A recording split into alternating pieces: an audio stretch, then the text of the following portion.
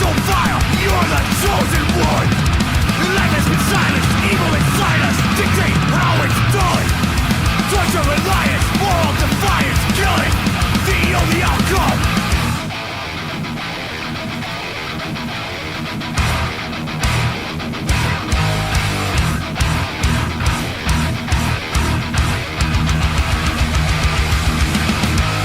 Tearing through your flesh like a jockey for the fix. Got the final breath, so that's so meaningless. Torture remains encased in the mess. Blood starts to thicken as it exits through your chest.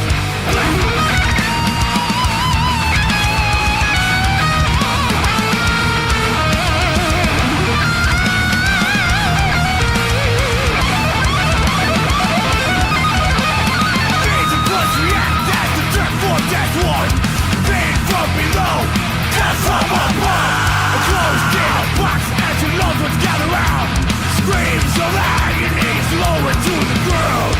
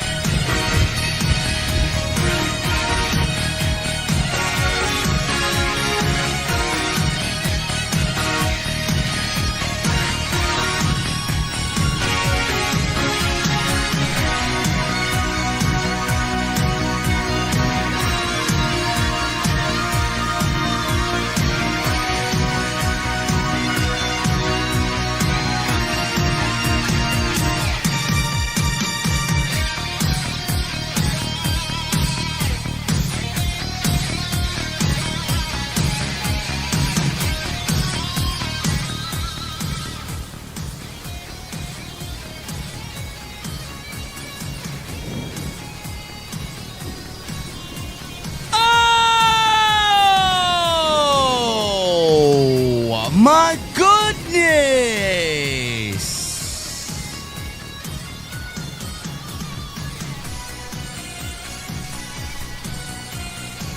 Thekla, Jesse!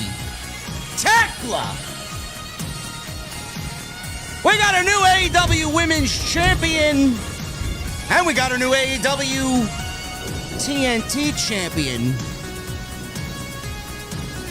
Not happy about the TNT title changing hands. 2 weeks, Tony. 2 weeks there, bro. This ain't some scrub.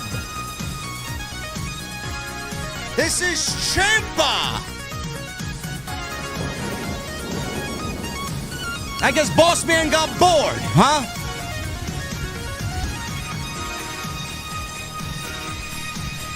Two title changes tonight. And quite honestly, chat, I didn't think it was that bad of a show. This might have been the best Dynamite that they've done all year. And Grand Slam Australia is looking like a pretty solid show. Too bad I won't be covering it. We got a lot to talk about tonight. Jesse's in the venue. He's making me an old-fashioned. And we're going to talk some pro wrestling tonight. This is the #1 destination for all AEW. The numbers prove it. And when I get to the venue on this Wednesday night, I want to know, what the fuck are you guys drinking? I'll see you over there.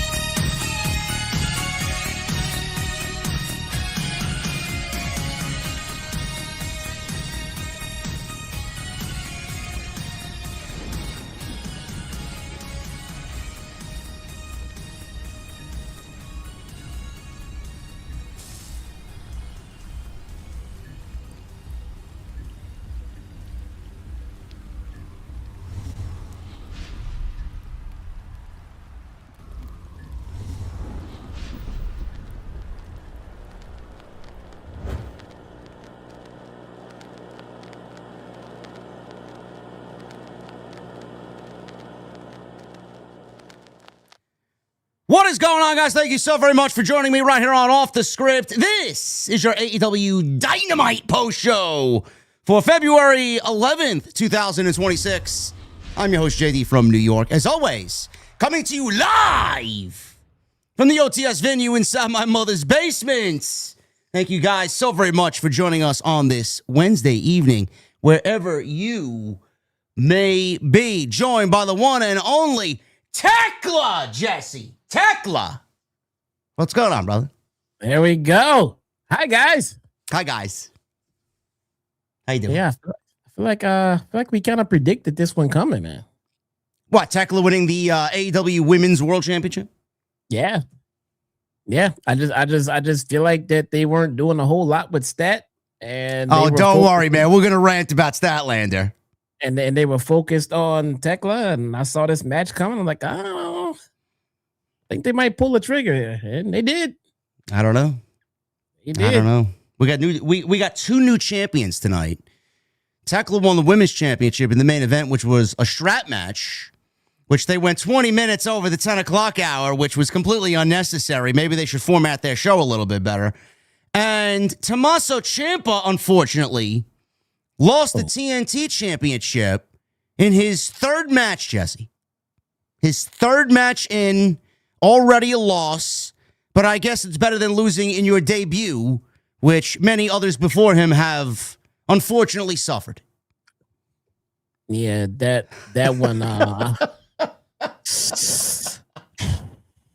in a good mood tonight, man. This was a decent show. It wasn't bad.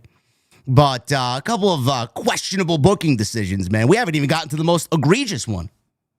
No, I'm pretty sure Ciampa was the most egregious one. I don't know, man. FTR, Young Bucks. What is this? Number 7 now?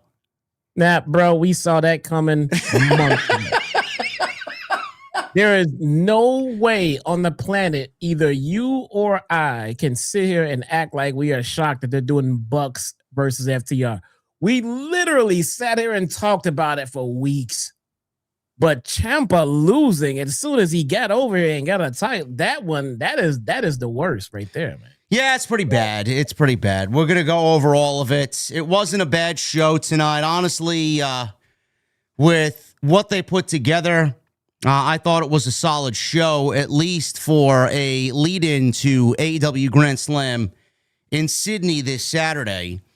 And I think that they're setting Revolution up pretty nicely. So all in all, it wasn't a bad night, but there was 3 questionable booking decisions which could realistically bring the value of this show down in some people's minds and eyesight. So we'll definitely get into all of that, and we'll talk Dynamite tonight. I want to thank you guys for joining us. It's Wednesday night. Number one place to be for your AEW coverage is right here on Off the Script with myself and Jesse. Jesse, I'm going to let you start things off, man. Normally, I hand you the ball and you run the play. What do you want to talk about here, man? What do you think of this Dynamite? Biggest takeaway tonight? Well, first off, congratulations to Thekla. I think she is well deserving of being the women's champion. I think she's come along very well. I was told that she was very good when she signed. I've never heard of her and I've never seen her work. And since she has come aboard, I think she is absolutely well deserving of being a singles champion and a locker room leader. So it is not a poor decision to make her champion. I want to make that abundantly clear, right away. She is very good. She didn't talk for a while. And I think once she started talking, I think her aura grew a little bit because she's not terrible on the mic, and she has a very good gimmick, and she can work. And I think she is great for the women's locker room. So congratulations to Thekla being world champion. Now, with that said, there's a big but there. Oh, there's a big but there, and the big but is what is going on with Kris Statlander, because it just seems like they made her champion and didn't do too much of anything with her. And now in creative's defense, that is unfortunately kind of par for the course. they'll have a plan to make someone champion, and once they become champion, they don't really know what to do with them anymore. But we've been down this road with Kris Statlander. They seemingly don't know what to do with her at times, which is odd because she is over. She is a fan favorite in the women's division. I don't know. It just seems like a lot of stop, start, a push, pull, do this, stop doing that. There's a lot of mystery around everything involving Kris Statlander. So I don't know what exactly is going on there. Yeah, I don't know. I hate that I have to start the show off complaining on what was a decent show tonight. But like Jesse said, Thekla, she got here when? She's been here what? About a year and a half now, roughly? Years like that. Yeah. It took Thekla a little bit to kind of get the wheels going. But out of the gate, you knew the vibe that she kind of presented to everybody. You knew what you were going to get as far as what she does in the ring and the in-ring aspect. She finally opened her mouth and started cutting promos literally 6 months ago. So you know exactly who she is, what she's about, and where she's coming from. Like, she knows who she is. She knows what she wants to do, and she knows how she wants to be presented, okay? Yeah. Now, on the flip side, you look at Kris Statlander. And Stat has had, I think, out of everybody in AEW, one of the bumpiest roller coaster rides as far as where she was to where she is now, maybe in AEW history. This woman, she came in green as fucking grass. She won everybody over. She got better, and we watched her journey from year 1 to year 7, and she's one of the biggest and best in that entire division. The sad thing is, she hasn't been booked like it. And Jesse, I feel like with what I just said about Thekla, she knows who she is. She is. Or was it more on Kris Statlander's behalf, and it is her fault that we didn't get the version of Kris Statlander that we all expected? Now, I don't know where to point the finger of blame there, but the way that I look at her title reign here, I'm going to go on record and say, and you can quote me on this because, quite frankly, I don't give a shit, this was one of the worst women's title reigns in company history. You had this woman beat Toni Storm in a fatal four-way at All Out in Toronto. That was in September, on September 20th. There was no build-up for that match. There was no story. You just legitimately did it because on that day you felt like, okay, Toni Storm's title reign needs to come to an end. And they gave it to Statlander, and she was the only other one deserving that wasn't named Mercedes Moné. So they had her beat Toni Storm and pin Toni Storm in that match at All Out. Then they did the rematch, and she beats Toni Storm at Wrestle Dream in October. She goes on to beat Mercedes, and she beats Mercedes in a very good match. And then after that, Jesse, it becomes really, really bleak. From November 22nd at Full Gear, you got nothing from Kris Statlander's title reign. You got no story. You got not a inkling of who she is or what she's about. You got no real memorable title defenses. And we're still here 6.5 years later, 7 years later, wondering, who is Kris Statlander? AEW and Tony Khan have not done a fucking thing to give this woman a platform to show us who she is. And I know you and I have talked about it to death. One of the most egregious things that they did was turn this woman into a heel and then back into babyface and legitimately drop the whole fucking angle with Willow 2 years ago without a single ounce of a payoff. That's how you lose people. That's how you upset talent. And that's how you ruin a character to a point where the fans obviously don't give a shit anymore. So I don't know what we're doing with Kris Statlander, but I watched an interview with TMZ, which I have the clip queued up. I'm going to give Jesse the platform to speak here. I may play it just to show you guys how emotionally distraught she is over the simple things that I am mentioning here. She hasn't been given an opportunity to show us who she is. And the fucked up thing, Jesse, is she finally decided to look the part. In the last 2 weeks, I mentioned, doesn't Statlander look like this kind of cosmic superhero? She's got this cosmic armor. She finally got the presentation down. She finally looks like she's recognizing what type of character she wants to play. And then they take the belt off of her legitimately 2 weeks after I said that, bro. What the fuck are we doing here? Yeah, let's not forget, she also beat Jade Cargill. She did. She's the only one to beat Jade Cargill. So you say you don't know if it's creative, you don't know if it's stat. It's possible it could be a little bit of both. It's possible it could be a little bit of both. They definitely could have and should have booked her much stronger. And if nothing else, if you get past booking her stronger, like you just said, turning her heel, then flip-flopping with little to no explanation and things like that, that's a killer. That's a killer when you're trying to get invested in someone. You don't even know what the hell they're doing. So that didn't help at all. And there were chances, there were opportunities, there were promos, and there were things that happened with Kris Statlander. When she was done, I was sitting here listening like, I don't believe that you believe what you just told me. And that is key. That happens quite often when you're listening to wrestlers do promos.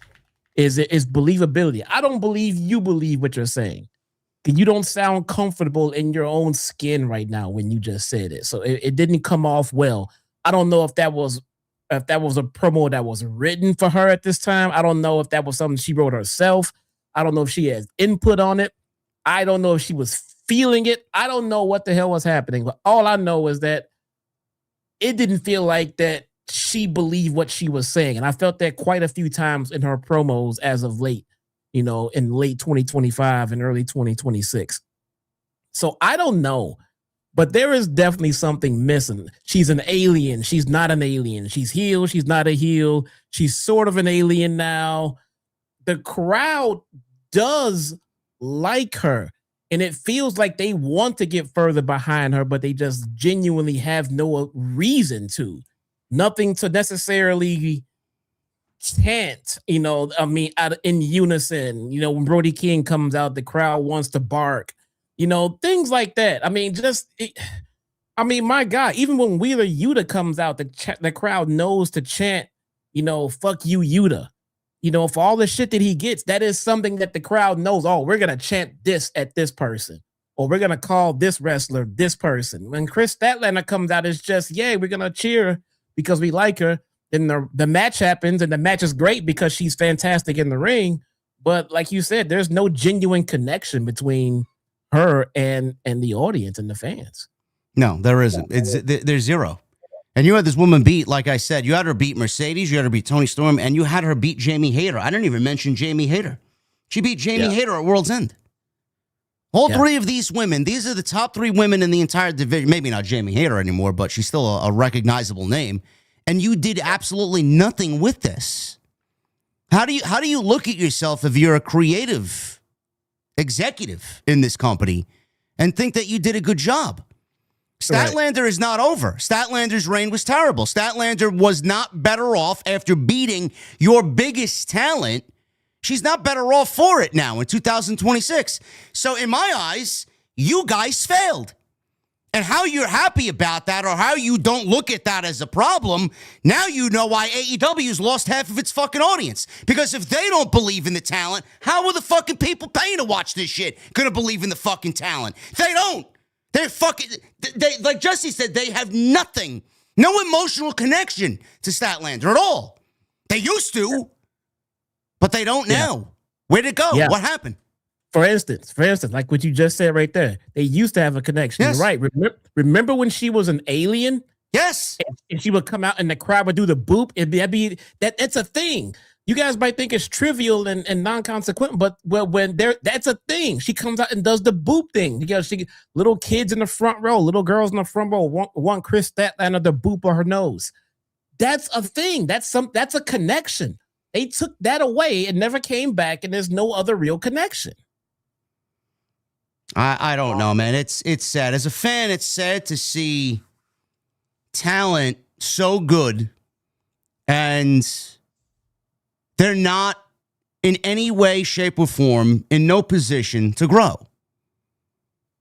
Nobody's grown here. There's no growth with anybody. It's just matches, title changes, giving someone a title because Tony Khan feels like that's the way it needs to be, and then on to the next week. Now, where does Statlander go from here? Does she rematch Thekla and get the women's championship again? For a second time? What happens? What happens then? What good would that do? Like it doesn't even make any sense.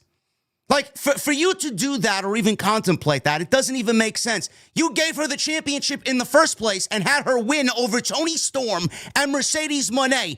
It's at that point, creatively, if you are making those decisions, that means you should have a plan. Where's the plan? There is no plan.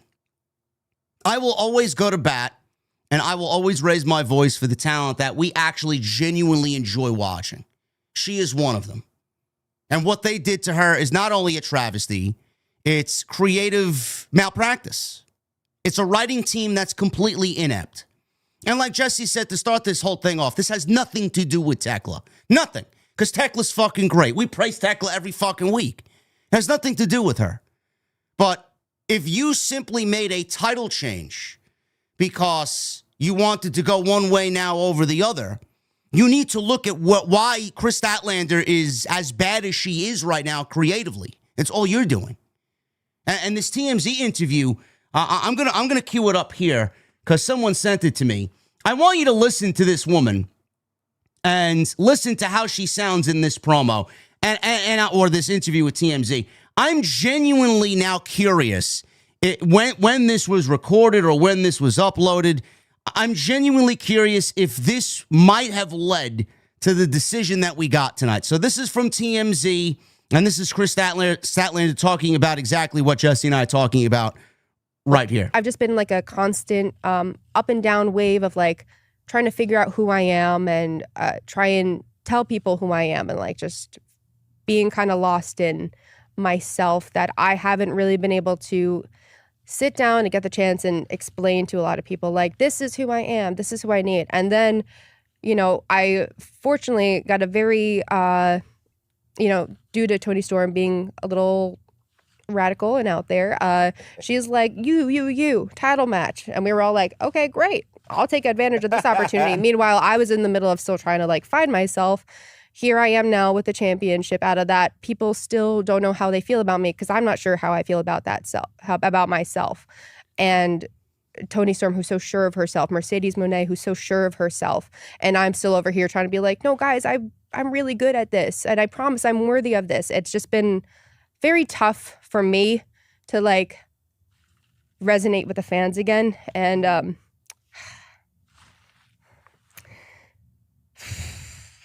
Sorry. She wants to cry. No, she wants to cry. It's something I've been dealing with a lot, and it's really tough to feel like I'm not getting the chance to show everybody what I'm trying to do and be so sure of myself, because I don't have a sob story anymore. I recovered from 2 major injuries. I lost my belt. I lost my friends.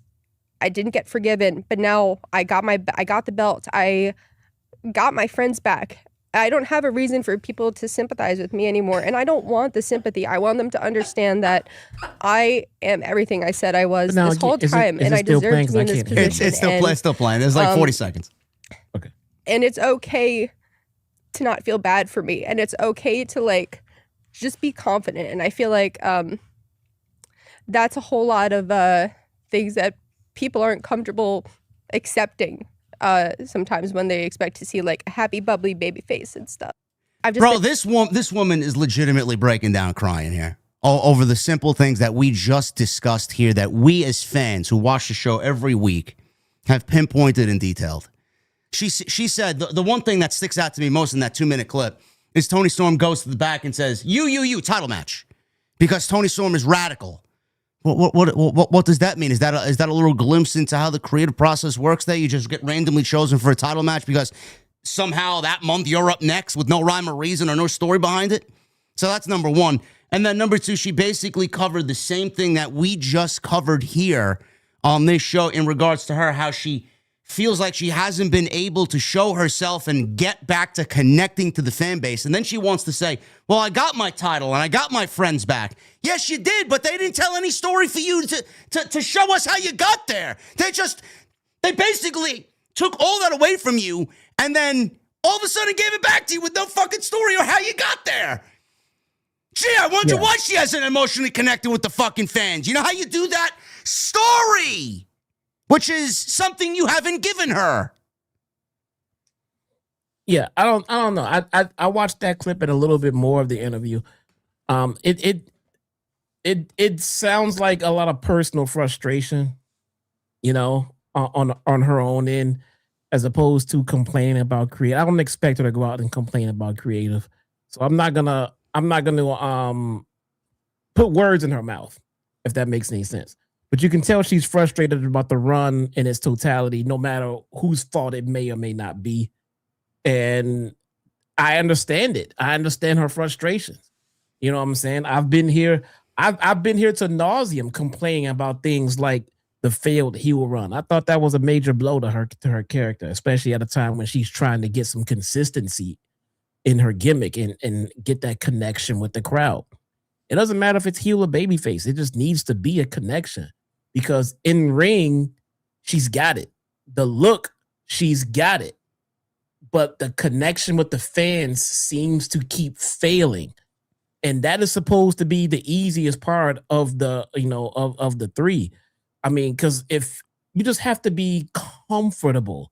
Once you're comfortable, once you're there, once you have a connection, then the promos will start to feel a lot more believable and things like that. But that connection's not there. We don't necessarily know why.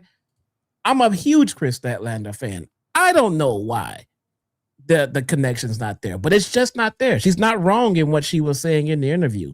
You know, and a lot of fans feel that very same frustration. We don't know, but there is definitely something missing. And I'm a big believer in, if there's something wrong on a wrestling show, I believe it starts and ends with creative, because wrestlers know how to wrestle. If they didn't, you wouldn't have hired them. Okay. I think wrestlers, production, and creative are the three things that make a great wrestling show. All right. The wrestlers are fantastic.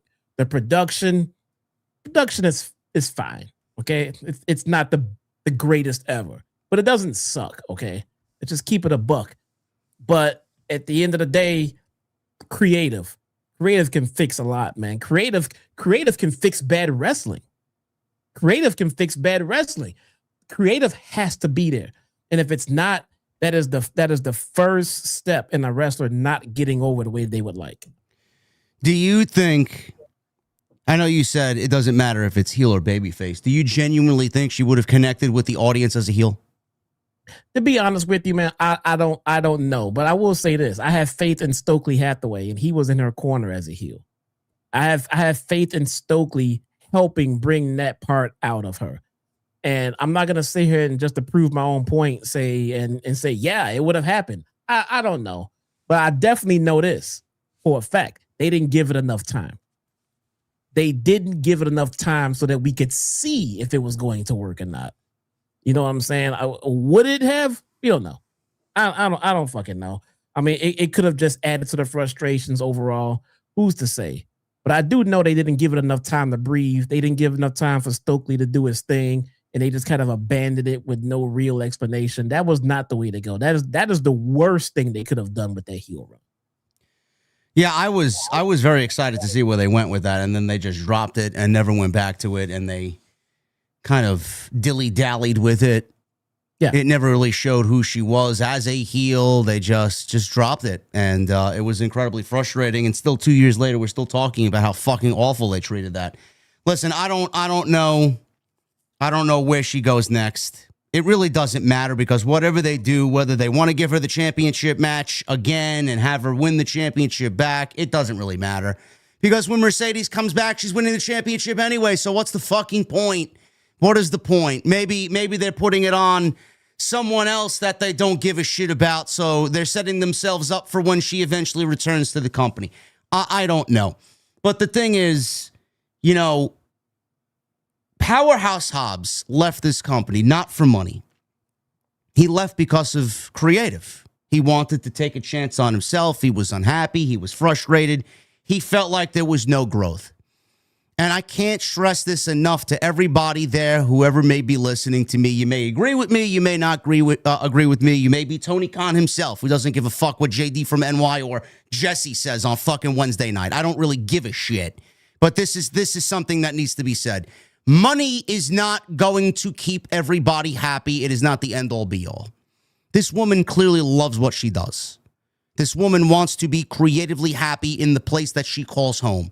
At the end of the day, everybody wants to be fulfilled with something important to do. They want to lay their head down at night and feel that they did a job well done. They want to feel happy. They want to have their heart filled with excitement and hope and just creatively just pleased. I don't get a sense that this woman is creatively pleased. Powerhouse Hobbs left for WWE. We've yet to see him on either Monday or Friday night, hopefully soon. But he took a chance on himself, and he wanted to grow, which is why he left. When Kris Statlander's time is up here, and I'm telling this to Tony Khan, all the money in the world is not going to keep her happy. So you either shape up or you're going to see her ship out. And I don't give a shit what you do for Kris Statlander in the interim. You want to fucking bury her, you want to put her in Guantanamo Bay, whatever the case may be.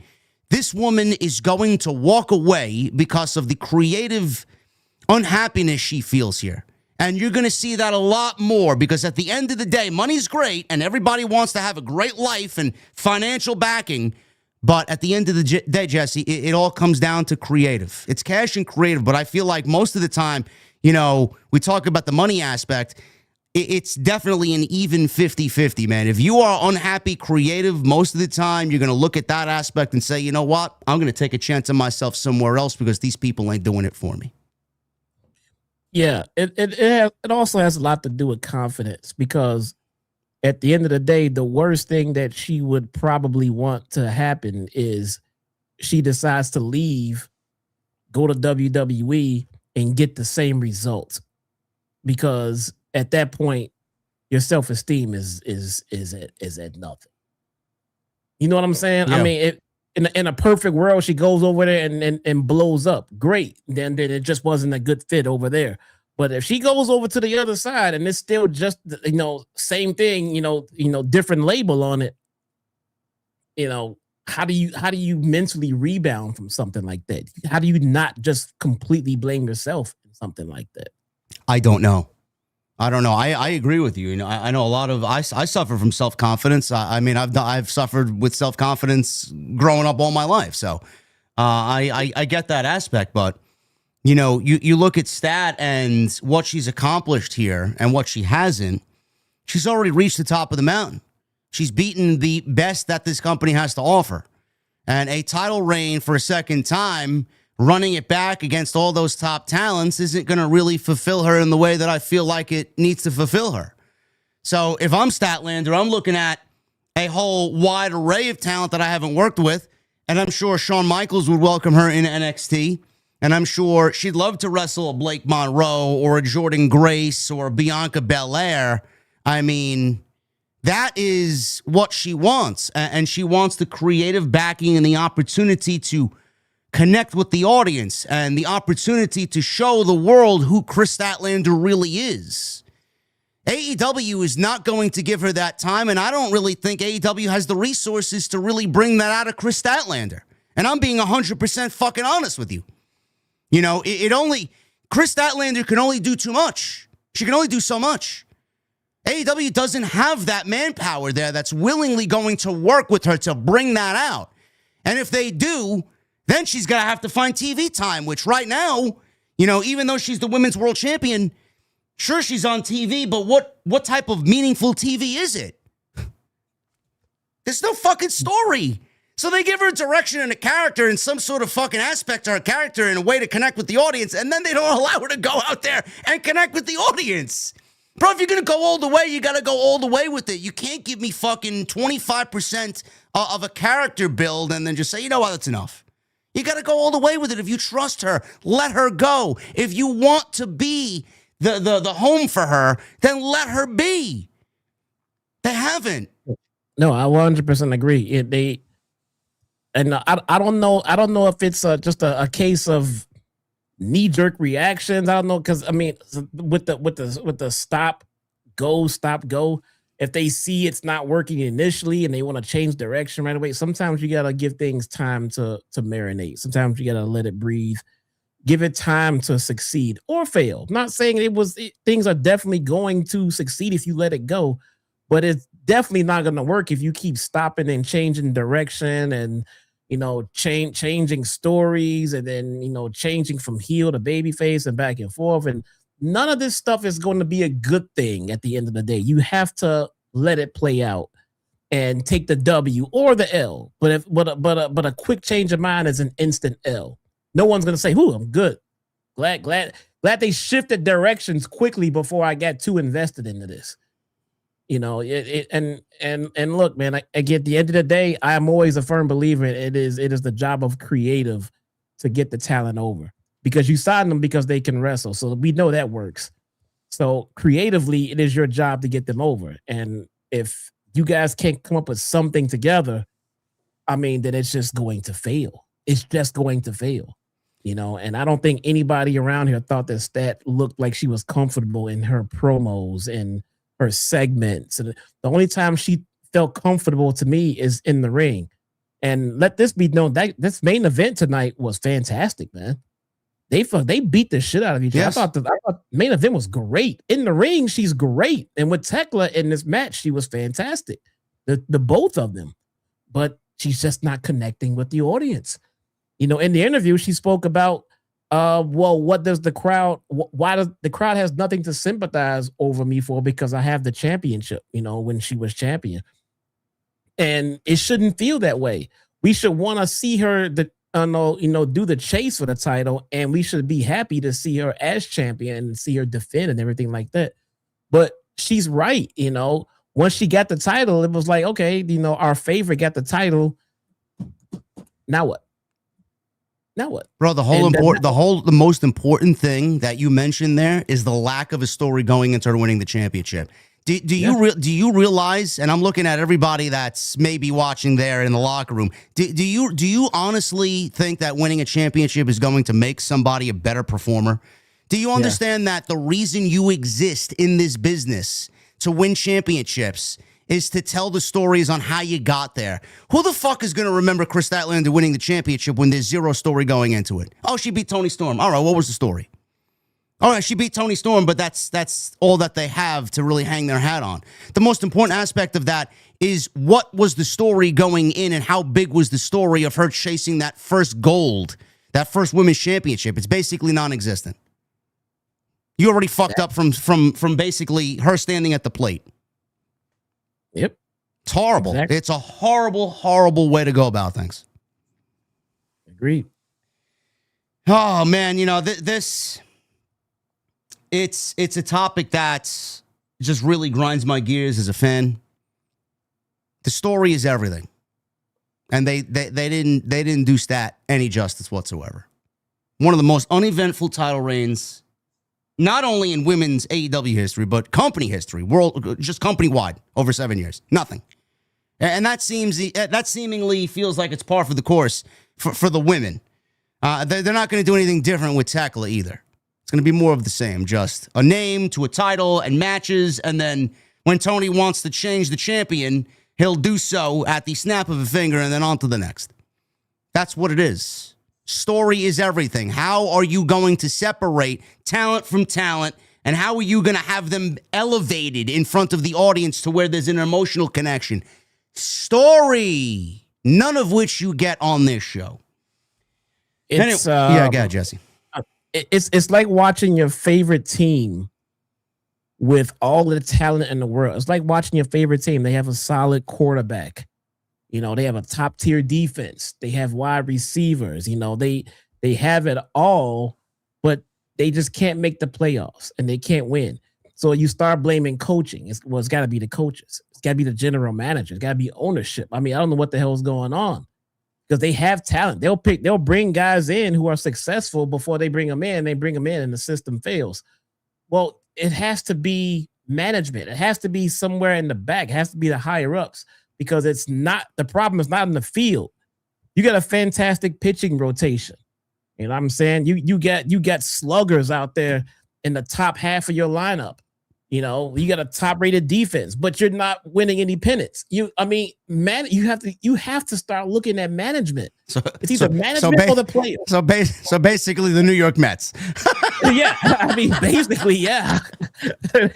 Look, all their team. Look, the Cubs. Look at the Bears. Here we go. See, if the talent is on the field or on the court or whatever sport we're talking about here, if the talent is there and you just can't get a win, everybody looks at management. Everybody looks at coaching. I mean, it's been going on since the dawn of time. This is no different.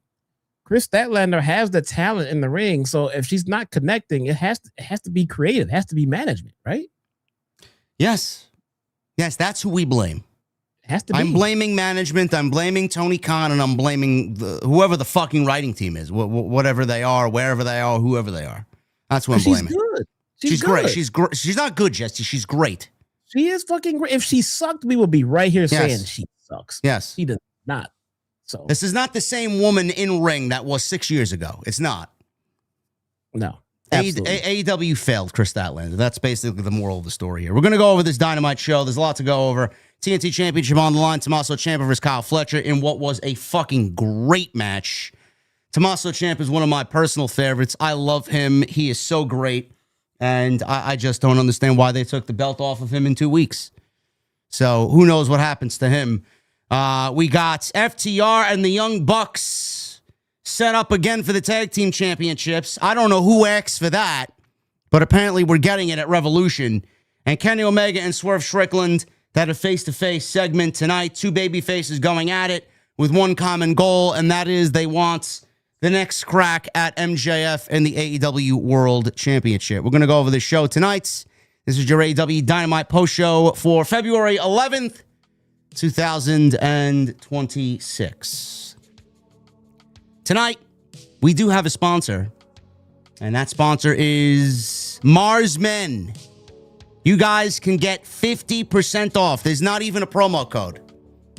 We have worked out a deal for you guys to go to Mars Men and their website, mengotomars.com, and get 50% off and 3 free gifts when you check out.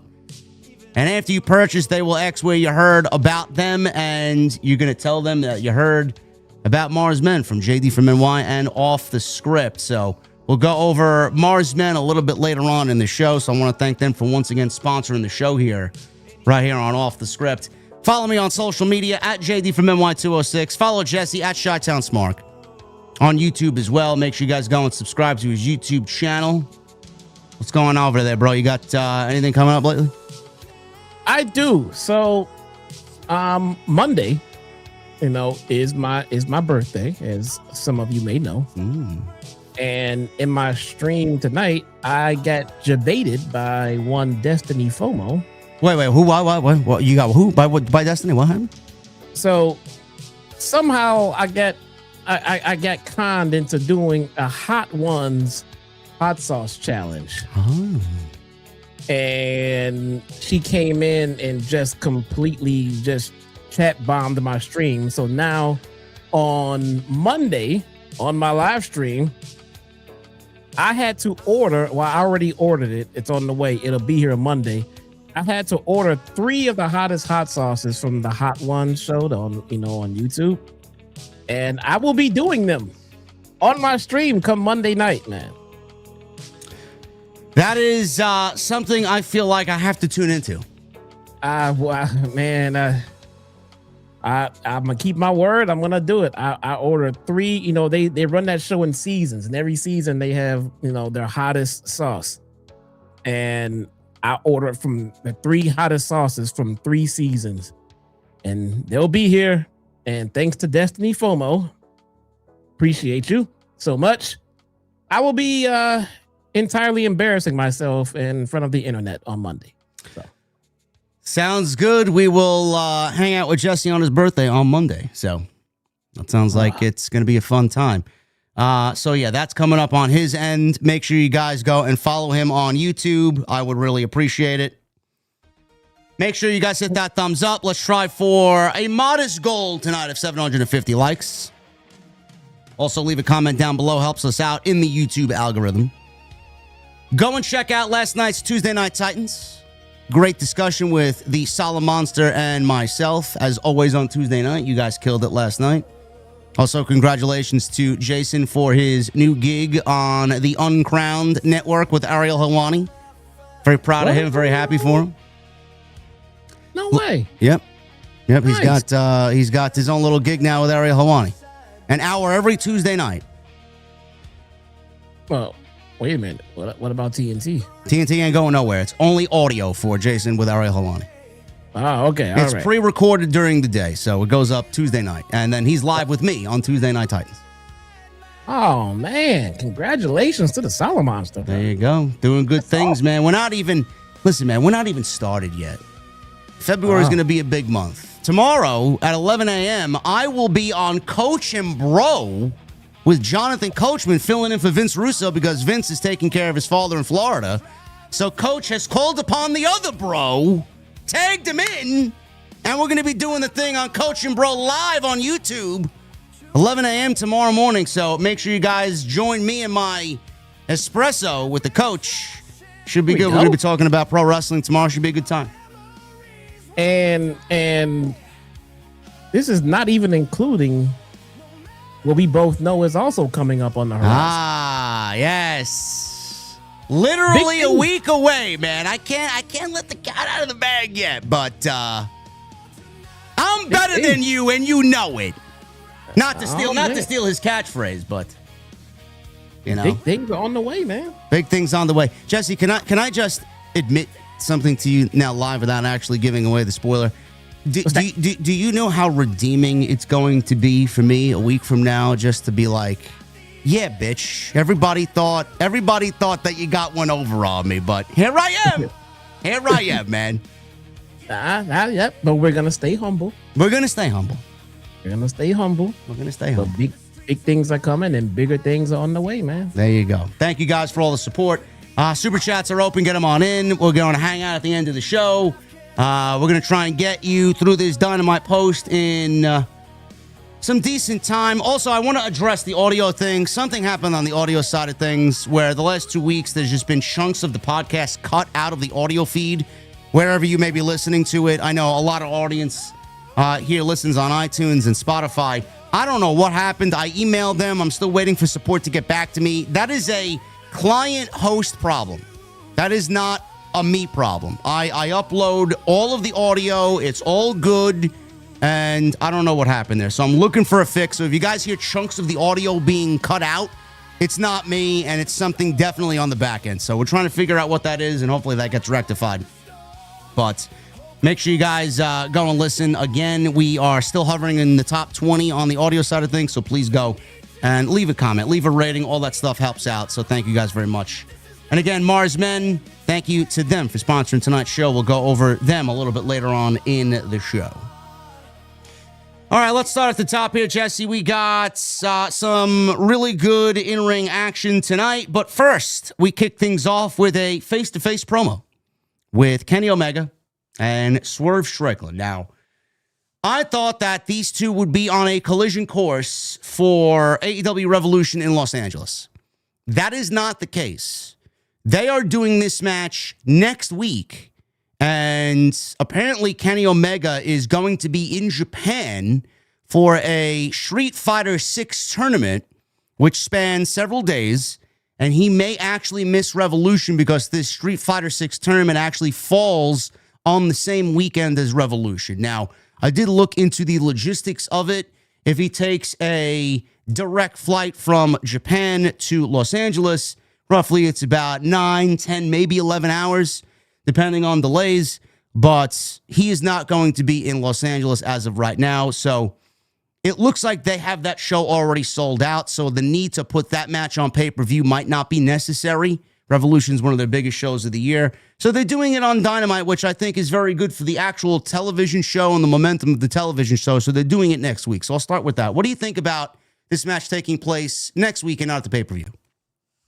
Well, let's start with I could appreciate that TK even allows something like this to happen. Because can you imagine Vince McMahon being told that one of his top stars couldn't make a date because he had to go play video games somewhere? No. He would pull his goddamn hair out, man. So I mean, but I could appreciate that. I'm a Gen Xer, so I'm from the generation that grew up on video games and was constantly told by parents and grandparents that you're wasting your time playing video games and it's stupid and don't bother and blah blah blah blah blah. You're gonna ruin my TV. I heard it all, and the fact that it's this widely accepted and the boss, of a major promotion will give you the time to go. I just think video games have come a long way, and I'm appreciative of this moment. Maybe it's just me as a gamer. I don't know, but at the end of the day, man. Swerve versus Kenny Omega is great for business, no matter where you put it. I'll take it wherever I can get it. Just give me something juicy to sink my teeth into leading up to it. That's all that I ask, Yeah. I'm looking forward to this. It's going to be a very good match next week. So Kenny and Swerve had a face-to-face. A lot of tension. Two baby faces here. They ultimately want the same thing. So they're both in the ring, and we got a hot start here to Dynamite. So Omega, he was told by Swerve that the last time he held the AEW World Championship, the god of pro wrestling, everyone outside of AEW was scratching their way just to get to face Omega, including himself. When Swerve got to the top, Omega was nowhere to be found. When Swerve was becoming the best in AEW, Omega was nowhere to be found. Strickland said Omega still pops up from time to time, even teaming with him during Anarchy in the Arena last year. But he's a false prophet who's been either in a hospital or suspended. During Omega's absence, the congregation is looking for a new prophet, and the church is saying, whose house? And everybody yells, Swerve's house. So now Omega's feeling pretty healthy and good, and he wants to be back in the title picture, but it feels like he's using his EVP powers. Strickland said he had to fight EVPs last year, or the last 2 years, actually, he said. Two idiots abusing their power as EVP, which he ended last summer. It doesn't matter if Omega calls himself a god or not. Step in front of Swerve, and he's going to put you down. So Omega corrected Swerve on one little detail. He says he's never called himself the god of pro wrestling.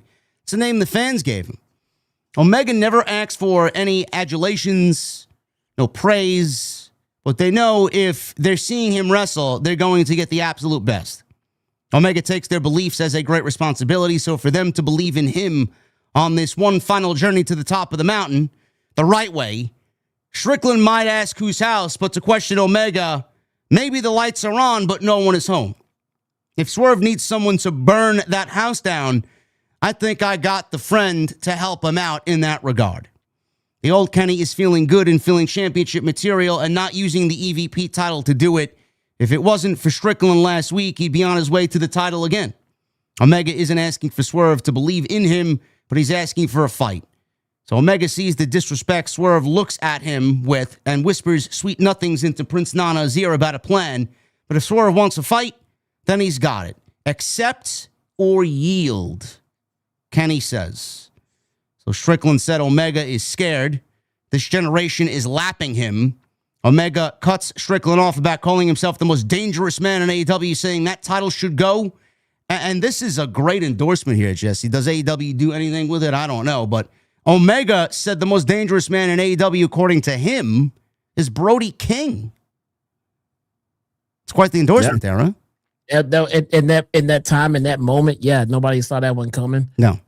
Just a little Easter egg, And like you just said, did he do anything with it? No, they will not do anything with it. So it was nice that he acknowledged Brody King, though. Strickland says he'll put Omega back in the hospital this time, and he will not get up from it. Omega says it's one heck of an idea and slaps Swerve. Obviously, this angered Swerve, and Excalibur sold it as the spark to the powder keg. And then what happened was a big brawl between both of these guys, and they spill outside with Strickland sending Omega into the barricade and into the steel steps until Omega launched Swerve into the crowd. He grabs a chair. He takes the chair into the crowd. Fight continues up on the entrance ramp to the side of the stage where they continue brawling. Omega hits a V-trigger against the LED boards, and then he wanted a one-winged angel off the stage through some tables down below, but Swerve, he had something in his hand, and he stabbed Omega in the head with it while he was in position for a one-winged angel. So he got free, and then he tackled Omega off the stage, both crashing through some production tables down below. Finally, security showed up. They attended to both men and cleared off this chaos to start AEW Dynamite. Now, pro wrestling, Jesse, should be entertaining, tell stories, and it doesn't need to overcomplicate things. And I feel like with this, you got Kenny, who's arguably the biggest guy they got. He's basically their Roman Reigns. And then you got Swerve, who has turned himself into a top-tier guy in this company, world championship contender the last 2 years, and he's done a great job at it. They're both baby faces, and they both want the same thing. They both want the shot at the AEW World Championship, and they have to go through each other to get to the next stage of that quest. Now, I actually enjoyed this opening segment.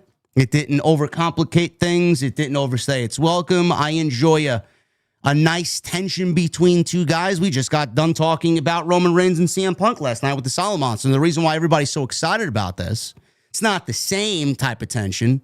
Those guys have a lot more history than these two guys do. But when there is a palpable tension between both competitors, it makes for a better match.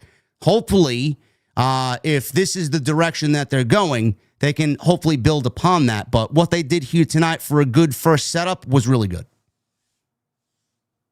I like it, man. I like so the hard part here, like you mentioned, because we're dealing with babyface versus babyface, the hard part here is and what it looks like it's probably going to be Swerve. And this is not easy to do. This is kind of an underrated talent, I would say, to be a babyface, remain a babyface, but then go work a match as a heel. Because it's easy, don't get it twisted. It's easy to go into a feud and just start acting like a dick. All right, and then you're working heel. But that's not what Swerve is doing. That's not what we're doing here. Swerve is going to go into this match. It feels like he's gonna work heel, but he's gonna stay true to the Swerve that we have been getting for months. He is not gonna change any of his values. He's not gonna go back to doing heel type shit. But as it pertains to this particular feud with Kenny Omega, he is probably going to play the heel role. But when we come out of this, he is not going to be a heel in any way. He's still going to stay true to everything he has been saying and doing for the last, year or whatever the case may be since he turned, from heel. And we're going to love it.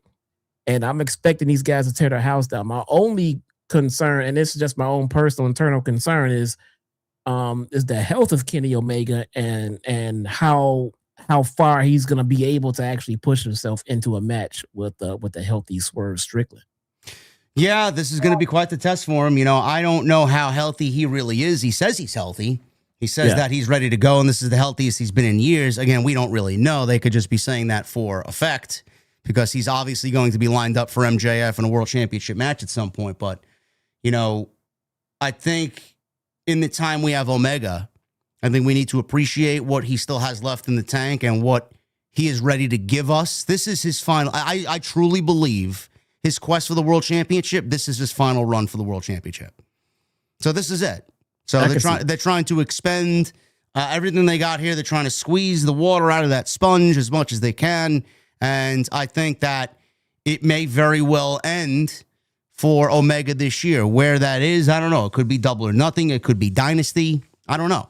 So I've said last week, and I said with Jason, the MJF Kenny Omega match is legitimately the biggest match that MJF has in this current title run. I don't know where it happens. It could very well happen at Wembley. I have no idea, depending on if Will Ospreay is going to be back or not. If Ospreay's not back, I say hold off on that match till All In. But this is the biggest match that they have right now in his title reign, and I think they should really treat it with the utmost care. Let me ask you this. Yeah. I have not been up on any late developing or breaking news, but since we are now talking about potentially, we don't know, nobody said anything about Kenny Omega potentially winding down his career at some point soon. Does that amp up the possibility of us getting an AJ Styles versus Kenny Omega? Yes. Think so? Yes. Think they would I think AJ wrestles again this year. Yeah. Yeah. Which would defeat the narrative that everybody's seemingly running with Powerhouse Hobbs now being the age of 41 and not 35, and everybody's now criticizing his age and WWE for signing a 41-year-old, which I don't even know how this got started or where this news came from. But everybody seemingly is drooling on that side to sign AJ Styles, who's 47 years old. You just brought in Tommaso Ciampa, who's over the age of 40. Yep. Bobby Lashley was dominating your television all last year. He's 50. Look, don't get me started on Copeland and Christian either. Fickle. Did you know Jesse Orange Cassidy is 40 years old? No, he's not. Yes, he is. Get the fuck out. He's 40 years old, bro. Wow. Let's see. Orange Cassidy age. 41 years old, bro. Get the fuck out. So please don't tell me about the ageism thing. Please. Just don't. Bro, if you would have told me that Orange Cassidy was 25, I would have wholeheartedly believed you. I would love to know his secrets. Man, I would have believed you. If you would have told me he was 30, I'd have been like, wow, I didn't know he was that old. 41? Yep. That's crazy, man. Bro, I'm making a prediction right now as far as this Omega discussion. I feel like if Ospreay's back, we do Ospreay MJF. I think that is the match, and that's just an unbelievable moment. For those people, for him, that's a great moment. Depending on if he wants to work with MJF or not, again, I have no idea, but the two matches that they had were fucking brilliant. So I think that's the way to go. I'm making a prediction. I think we see Omega and AJ Styles at All In. Man. Can you imagine that, man, as a 1-2 combination? Man. That would be fucking tremendous. That could break the wrestling internet, man. It could. And I honestly think that they would get back. If Tony can do that, if Tony can get that, Tony Khan, I think they actually come close to breaking their first year Wembley record. Genuinely. Man. That would be crazy, man. Yep. That would tear the house down. Yeah. Wow. Yeah, that would sell out Wembley. Wow. That's just my prediction. I don't know. We'll see what happens. But AJ is firmly retired, as Karen has written him a sweet letter saying, "Please come home to us and the kids." So, man, should we go back to Wembley for that, man? Maybe. I don't know, man. We'll see. Tickets apparently go on sale in a month. Oh my God, man. Yeah. With this opening contest here, I'm not going to spend too much time on this. This is legitimately the same match we got last week, just minus Mark Davis, who wrestled Hangman last week. He was included here. It was the Don Callis family, Konosuke Takeshita, Josh Alexander, and Mark Davis against the Death Riders, Jon Moxley, Claudio, and Pac. Another 6-man tag team match. So basically, both the Don Callis family and the Death Riders have traded wins. Dreaded 50-50 booking on the last 2 weeks of Dynamite. But the whole reason for this even taking place is because Jon Moxley will be defending the Continental Championship against Konosuke Takeshita on Saturday at Grand Slam Australia in Sydney. So that's what they did here. So Moxley and Takeshita are legitimately the only things that matter here, but I got to call this spot out because this was tremendous. And Claudio is a fucking beast. Mark Davis, and he powered him up and got this guy. Mark Davis is fucking, he's every bit of 300 pounds plus. This guy is a savage. He is a big dude. And Claudio got this guy up on his shoulders for a suplex, a proper vertical suplex, and he dropped him with ease, bro. With ease, Claudio did. It's crazy. Claudio has crazy core strength, man. Ridiculous. Claudio, by the way, who is also over 40. Just throwing that out there. Yeah. Oh, yeah. So Moxley and Takeshi, they both tag in, and they're going at it here. Moxley ended up turning him inside out with a big King Kong lariat. Mark Davis, cut him off with a Death Rider attempt. Match broke down here. Alexander planted Pac with a release German. Claudio cleared the ring of him. Takeshita spiked Moxley with an exploder. Pac hits big locomotion corner splashes until the Don Callis family made the save. Everybody brawling on the outside. Moxley got a rear naked choke on Takeshita, who backed him into the corner and was triple teamed. So we got 3 back-to-back-to-back Germans and in a bounce-back lariat from Mark Davis for 2. Pac dove to break the count. Paul Turner continued to let the Don Callis family triple team John Moxley as Takeshita went for a running forearm. Pac and Claudio cleared house of the Don Callis family, leaving Josh Alexander, the resident loser of the family, alone in a John Moxley rear naked choke, and then transitioned into a Death Rider for a 1-2-3. Death Riders win. Moxley gets Takeshita. That's basically all she wrote. Very difficult to care, Jesse, when they continue to run the same matches back with no real storyline progression whatsoever, and they want me to care about a Moxley and Takeshita match on Saturday night. Yeah, I'm not gonna lie. I do not. I do not. And the chat's complaining about the stream. Yeah, just refresh the stream. Okay, all right. I'm not gonna lie, man. I feel like Claudio should also be in a better place than where he is right now. I'm wondering if this Death Riders run has held him back, since the focus is so much on Moxley. We get more focus on Marina Shafir. We have more focus on Wheeler Yuta than we do with Claudio. You know what I'm saying? I mean, and I feel like that shouldn't be. Claudio is fantastic at what he does, but let the truth be told here. We see more from Moxley clearly. We see more from Marina Shafir, and even Wheeler Yuta has a high profile match coming up. I mean, everybody is getting more spotlight than Claudio, and that shouldn't be. I'm wondering if he shouldn't even be in this group anymore. It's holding him back. He's not progressing from it at all. He's just a thug. He's just a henchman in there. Muscle. Yeah, I don't know, man. I feel like Claudio is in his spot, and he's never going to really go anywhere but where he is right now in his spot. Same thing with Pac. Same thing with Danny Garcia. This is not a group that is making stars, bro. It's all about making John Moxley. Exactly. And that's not really a recipe for success there.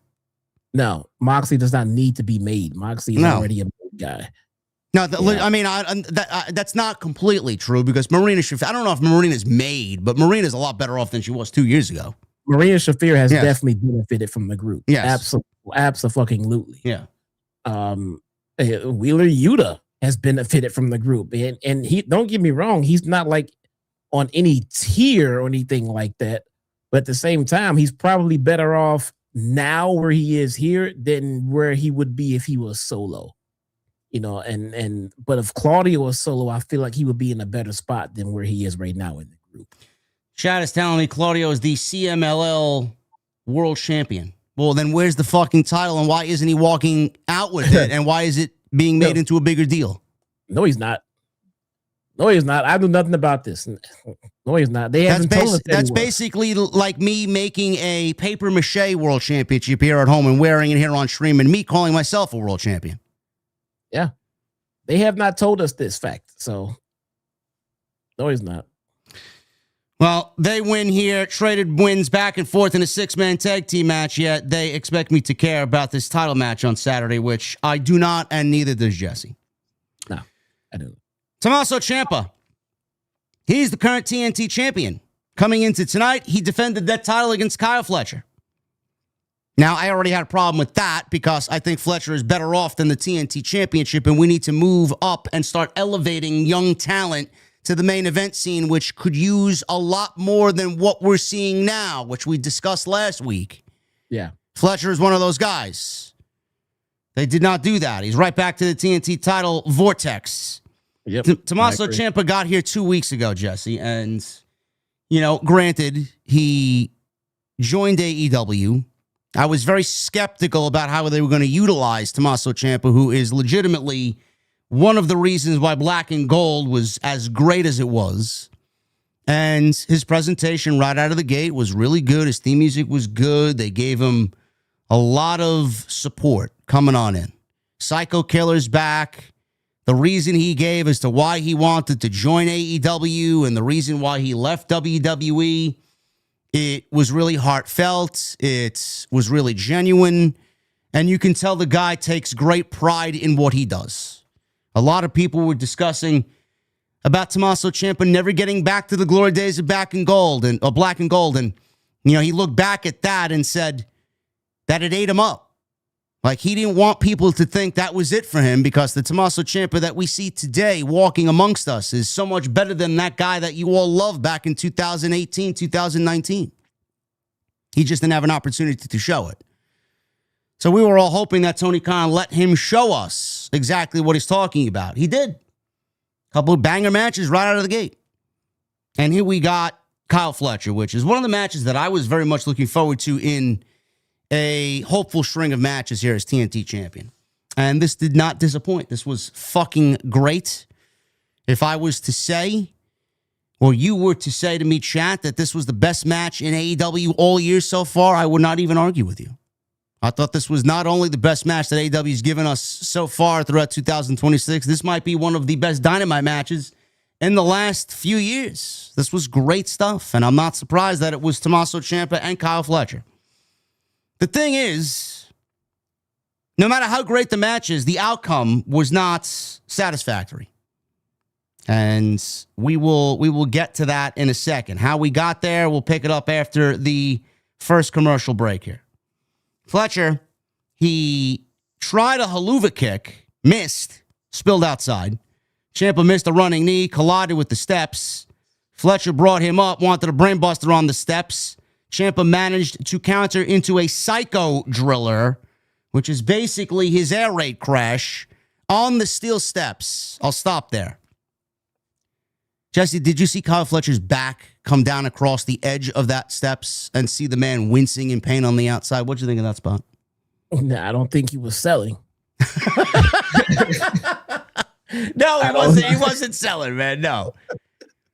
I think that was pretty easy to try to convince us that he was in pain. The guy was physically bruising on his back. That's how bad this spot was. I don't know why.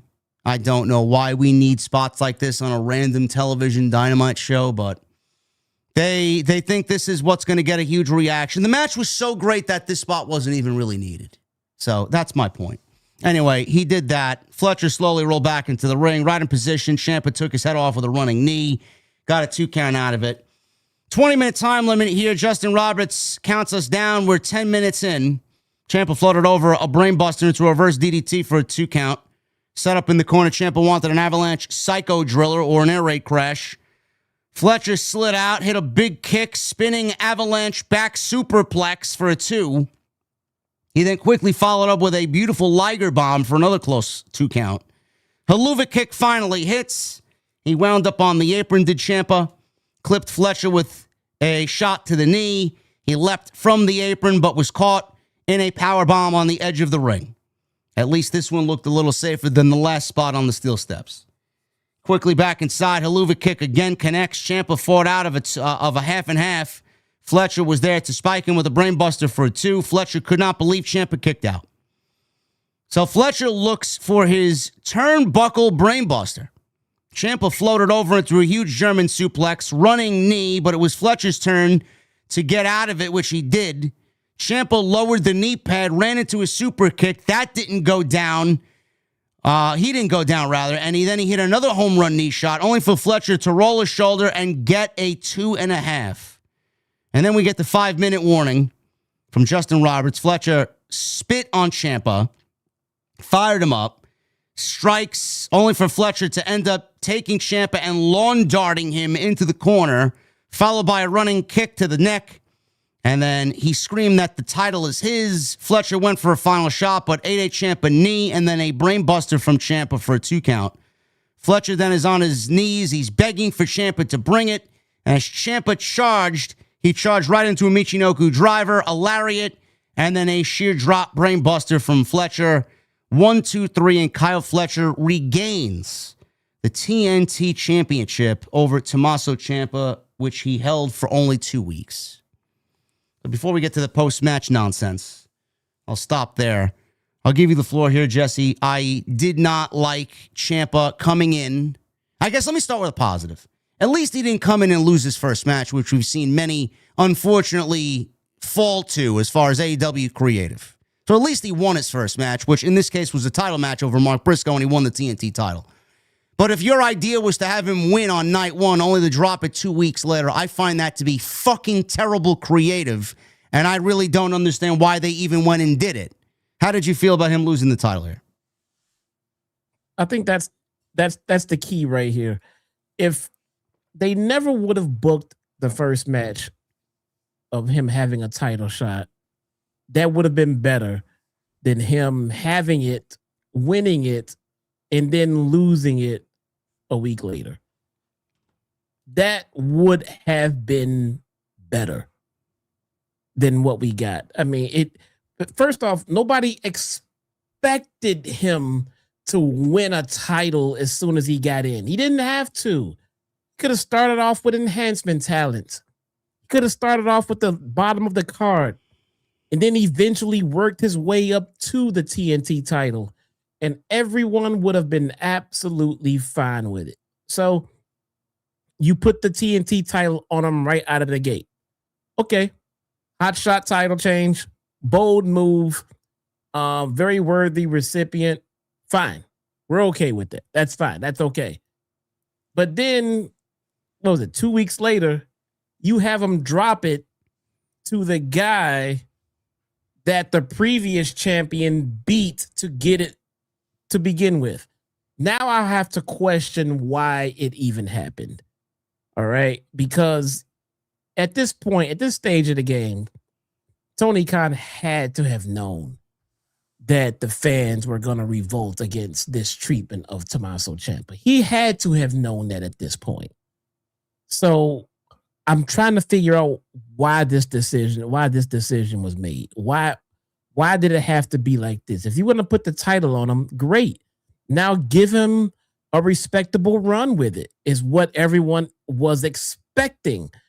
If you never would have gave him the spot to be the random open challenge recipient, if you never would have made him that challenger in that spot, everybody would have been okay with it. It didn't have to be. You know, the one thing nobody wanted to see him do was lose his first match. But now that since you gave him the title in his first match, great. The second thing nobody wanted to see was him be treated like a transitional champion, which is what you just did. So you avoided one blunder, you know, according to the fans, and then stepped into another right away. I'm trying to figure out what would be the reason behind this. What is the benefit of your new signee? How does he look better by winning a title and then losing it right away? How does Mark Briscoe look?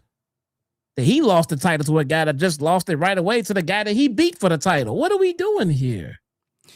You know, it's stuff like this that really pisses me the fuck off, because you can clearly tell that there's been no thought process to go into any of this. Ciampa did not need to come in, answer an open challenge for a fucking title, and win it on night one. He didn't. No. You know, Ciampa is so above that fucking remedial kindergarten-like booking. Okay? And clearly, you know, we're all happy for Tommaso Ciampa because of where he came from and what he did for a brand and what he did as far as telling story. Now, this has nothing to do with Ciampa the wrestler. He wanted to go out there and prove that he still got it, that he's still that psycho killer, which he very much did already in 2 weeks here in AEW. But the reason why we all fell in love with Ciampa was because there was an emotional attachment to him as far as the story he was telling with someone who was his equal, someone who was his blood. Johnny Gargano. There's a reason why we all cared. Story. So you bring this guy in. He's legitimately the face of a company for a brand that was as hot as anything that we've ever seen. And he held that championship and did wonders with it. You bring that guy in here and you treat him like everybody else. You give him a fucking title that is absolutely irrelevant and worthless. Have him win it, only to drop it 2 weeks later. Why did Mark Briscoe need to lose the championship if your ultimate plan was to give Kyle Fletcher a hometown moment in Sydney in a ladder match for the TNT Championship? Why didn't we just have Tommaso Ciampa come on out, make his debut, look at the champion whenever you decided to crown a champion, whoever it was going to be, Mark Briscoe or Kyle Fletcher, and have Tommaso Ciampa set his sights on the TNT Championship and really stake claim to Sylvie, which he's already named and lost already, which is fucking pathetic because Goldie was very, very sentimental, and you just shit all over that concept as well. So I don't really understand the booking here. Tony booked with his emotions here, and he fucked Tommaso Ciampa over. He put Kyle Fletcher in this position because he wants a hometown celebration for Kyle Fletcher in Sydney. So why didn't you book Kyle Fletcher versus Mark Briscoe in whatever fucking fantasy land that you got? So far, it's 7 matches between these two. It's unofficial best of 7 series, which I'll get into that little aspect in a second. Why didn't you just do that match on Saturday instead of having Ciampa win it and then lose it here? Yep. None of it makes any sense. Secondly, the best of 7 stipulation. Bro, if you want to sell me on match 7, if you want to sell me on this best of 7 series, this is it. Like, bro, this is not the fucking World Series, okay? This is Kyle Fletcher and Mark Briscoe for an irrelevant championship. Like, if you want them to battle it out over the TNT title of best of 7 series, then give me a best of 7 series, not something that has stretched for fucking 12 months. And now you want to claim that it's match number 7 in this grueling series of matches. Bro, there's no fucking story to any of these matches. It's just wins and losses and title changes, and now this 7 is happening in Sydney because Kyle Fletcher's from Australia.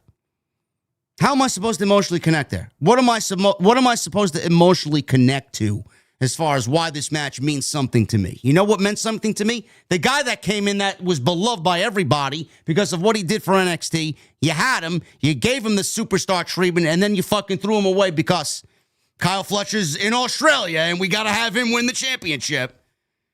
Bro, what the fuck are we doing here, man? How reckless can you be? Yeah, the Ciampa did not have to be in this equation at all. At all. You just could have kept this between Briscoe and Fletcher, and it would have been fine. You could have had Fletcher get his title back in Australia. Would have been that moment there. Would have been fine. You know, it's not like Mark Briscoe was tearing the house down with this title anyway. But I don't see a reason why he needed to drop it to Ciampa just for Ciampa to drop it to Fletcher going into that. This makes no sense. I just want shit to make sense. I don't want champions to be hot potatoing titles around back and forth. You knew you were going to Australia on this coming date, so why not plan for that ahead of time? Why not say, I'm not putting the title on Ciampa now because I'm going to want to put it on Fletcher going into or at least at Grand Slam. So I'm confused. I'm just confused. Now, I don't understand the logic in it. I would love to know. I would love to hear an explanation as to why it was done this way. Bro, what difference does it make if Fletcher is the champion or not? He's Australian, and he's going to Grand Slam Australia on Saturday to wrestle. That would have been enough. Like, you couldn't figure out a way to get Ciampa involved in the TNT Championship without having him win it and then losing it in 2 weeks. This is the best that you got. Like, if you really wanted to do something really great, why didn't you have Mark Briscoe and have him defend the TNT Championship against somebody that's not Tommaso Ciampa? Have Ciampa show up, debut, fuck the matchup, cause a disqualification, which they don't do, which they should be using in their company to forward some fucking angles and stories, have a DQ by Ciampa, have him cause it, and then have him cause this DQ here tonight with whatever, and do a triple threat match. Why can't we do a triple threat match at the pay-per-view? As long as Fletcher's on the fucking show, what difference does it make if he's champion or not? He's a fucking heel. Nobody gives a shit. Same thing. You know, and Ciampa could have lost that. You know, he could have came into the company on fire, got wins under his belt right away, got involved in this story, went to Australia, and lost the triple threat match for the title. That would have been fine. It would have been fine. Not everybody coming in needs to be on a win streak. Just don't come in and lose your first match and look like a bum. He could have came in, won his first match, beat another high-profile opponent, and another one, got involved in this one, like you said, caused a DQ, got himself put into this ladder match. It'd have been great. It would have been great. Maybe ladder matches not in Ciampa's repertoire right now. Who knows? Make it a just regular triple threat then. I don't fucking know. But this could have been the match that he lost here instead of losing the title right before the pay. That's just, man, I would not have done that with my new signee. I wouldn't have done that with anybody that I'm trying to get over in my company, but definitely not with Ciampa. We're talking about a hero's welcome. He's talking about a hero's welcome going back to Sydney, going back home as the TNT champion.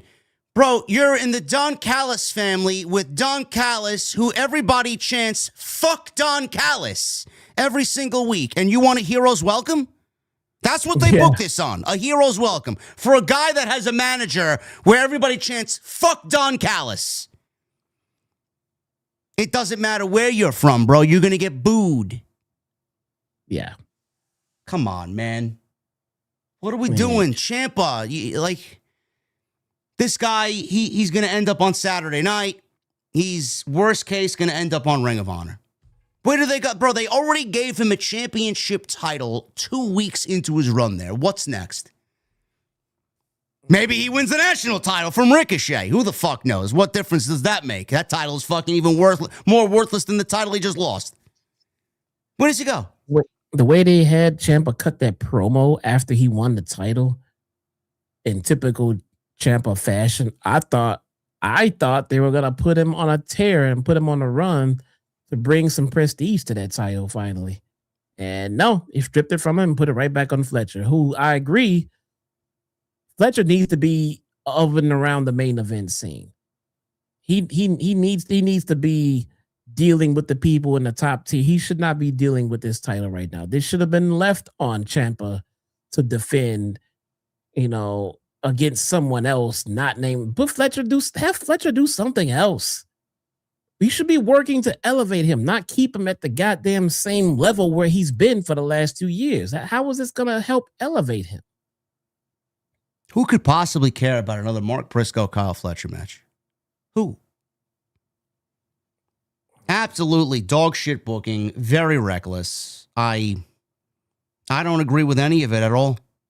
Don't even know why you put him in this position. Now he's basically lost all his appeal already in 2 weeks.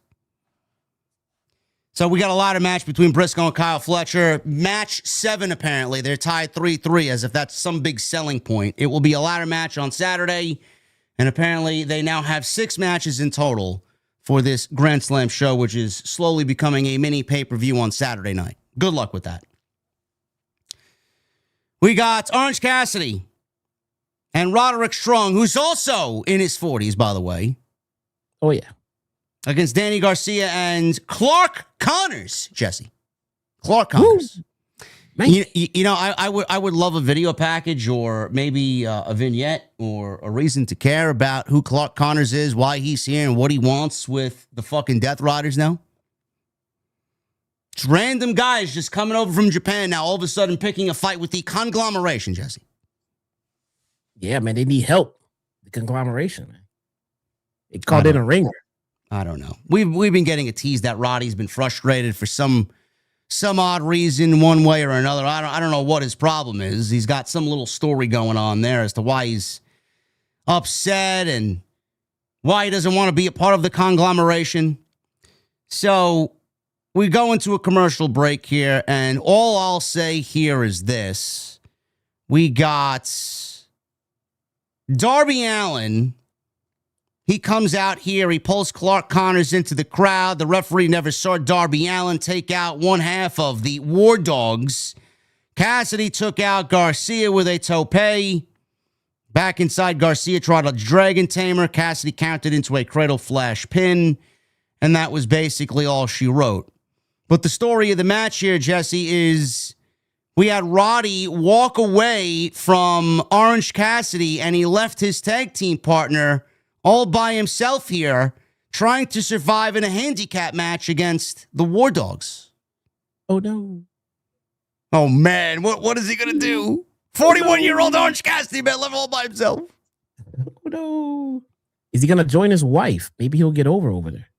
Is Roderick Strong about to join the Death Riders? I don't know, man. I don't know. Some career advancement there for him, huh? There you go, man. Might work. Remember, the Death Riders don't create stars. They only create Jon Moxley. Well, wait a minute. He can't go to the Death Riders after turning heel because their baby faces question mark, I think.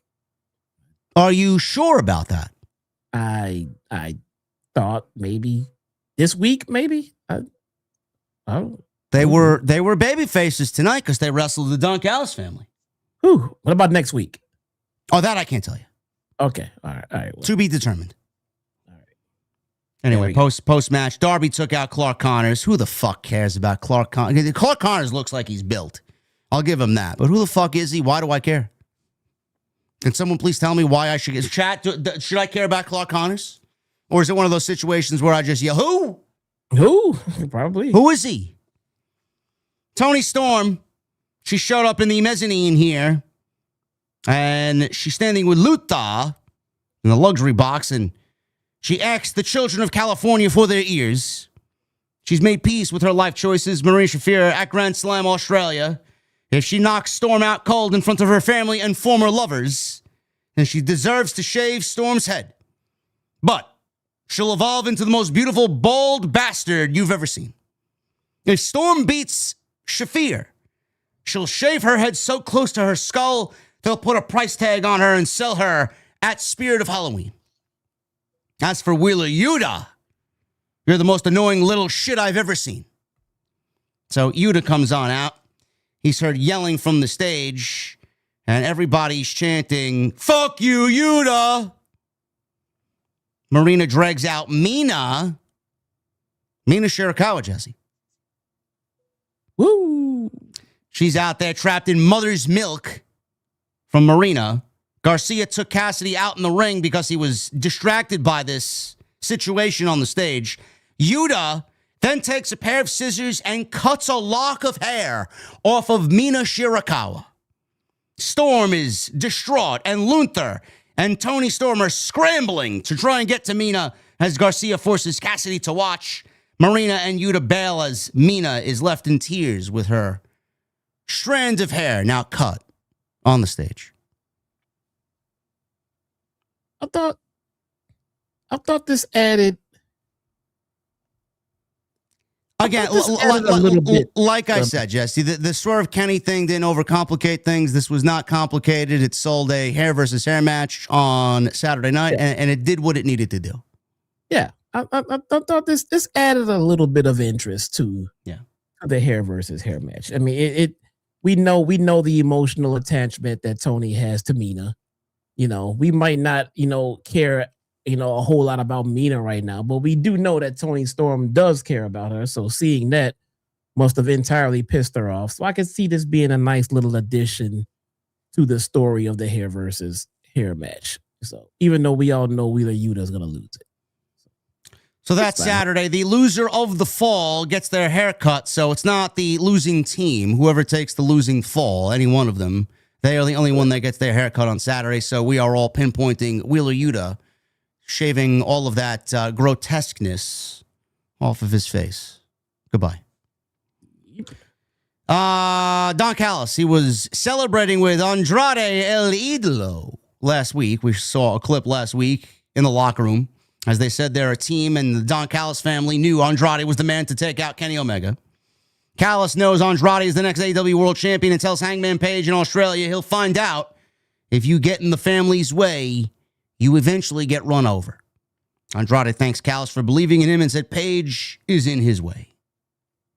Not the best promo, but you got someone who is a good promo in Don Callis, so they balance each other out. Hangman Page was also shown last week, as I'm sure they are both on their way to Sydney. Hangman Page last week says he thought it would be Omega versus himself, which is what he wanted, but it's him against Andrade, one of the best in the business, and he'll see him down under. Not much there, but should be a banger match nonetheless. Jet Speed, speaking of Hangman, his tag team partners are walking around backstage wanting to defend their trios championships. That would be something if Page wanted to actually be a trio, but instead he's going after the world championship. You know? Yep. So they want more gold. Maybe they want some singles gold. Mike Bailey said in 2026, Jet Set Rodeo is coming for all the gold. Now, the main event scene is a little cluttered right now, which is fine. That's the way you kind of want it, you know. But since Hangman does have a trios title commitment, it seems to me this would be the perfect opportunity to remove him from that scenario so he can focus on being a trios champion. I mean, it's fairly simple to interject him right back into that scene when you're ready to have them drop those titles. But by the fact that him being a trios champion and is now focused on being world champion means that he does not give a shit about the trios titles. Bro, we're right back in the same boat that the Ops were in with Hobbs, Shibata, who's 45 years old, by the way. Not sure if you guys are aware there. Joe is 47 years old, so I'm not sure if you even know about Joe's age. He was the former world champion just a couple of months ago. You know, the ageism thing, I'm still going there. Regardless, we're right back in the same boat. Joe was the world champion. He was also a trios champion. They didn't really do anything with the trios championships until they wanted to, so it's like we're right back in that same position. You got Hangman challenging for the world championship opportunity against MJF, which he's probably going to get at Revolution. But then you got these two guys holding championships for the sake of holding championships. And we already have enough of that, Jesse, in AEW, where people are holding championships just to parade around as if there's something more important than they really are. Why? Yeah. I don't understand it. It seems that nobody is holding the trios titles and giving a shit about the trios titles. You know, I mean, Jet is happy about being a trios title. Speedball is happy about being a trios champion, but their third is not. So I mean, it's kind of hard to. And again, we said this a while back, man. These trios titles are digging into the tag division. I mean, so it seems that they're trying to separate it from the tag division, but now we just have a tag team and a main eventer holding the trios titles now.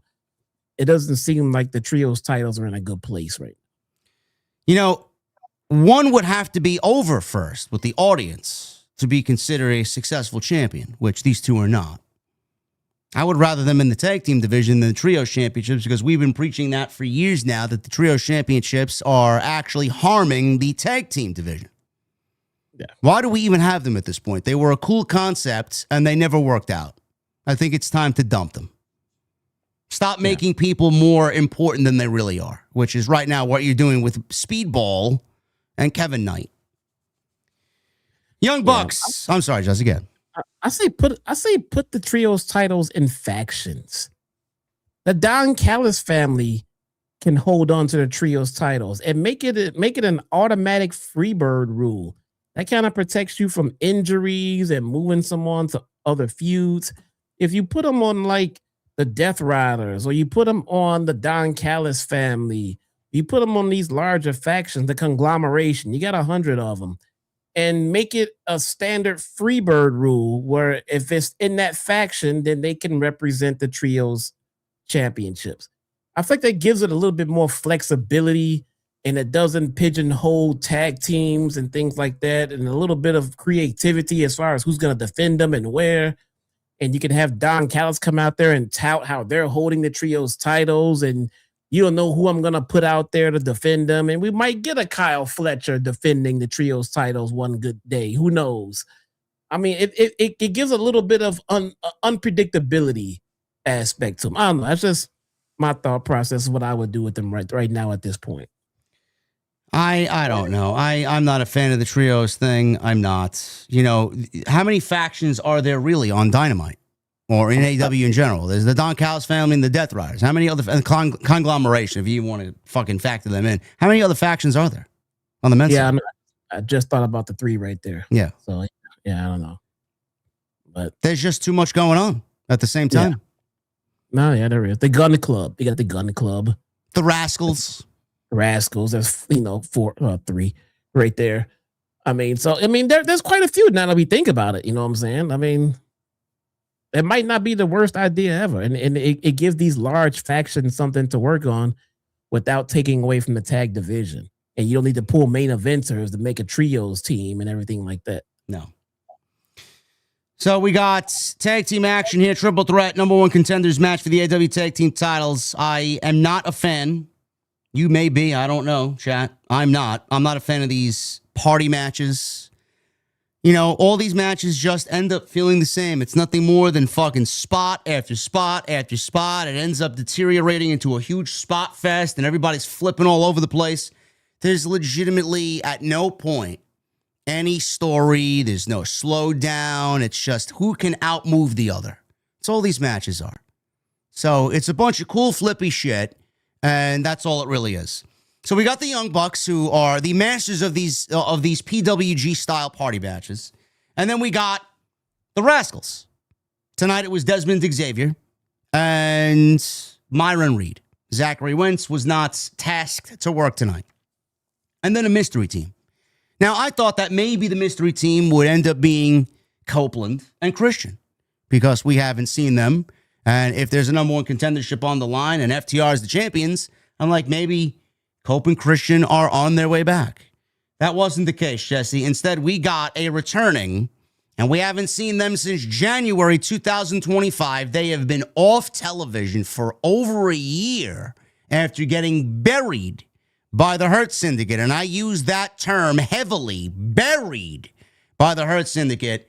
Private Party is back. What'd you think about Private Party being back? So it's good that, I'm happy they're back. It's good to see them, I just wonder what happened to them. I'm guessing an injury or something. I do not believe they were injured. Okay. No injury, just somewhere else. All right. Not sure how they managed to get themselves an opportunity to go from not being on TV in a year to being inputted right into a title opportunity.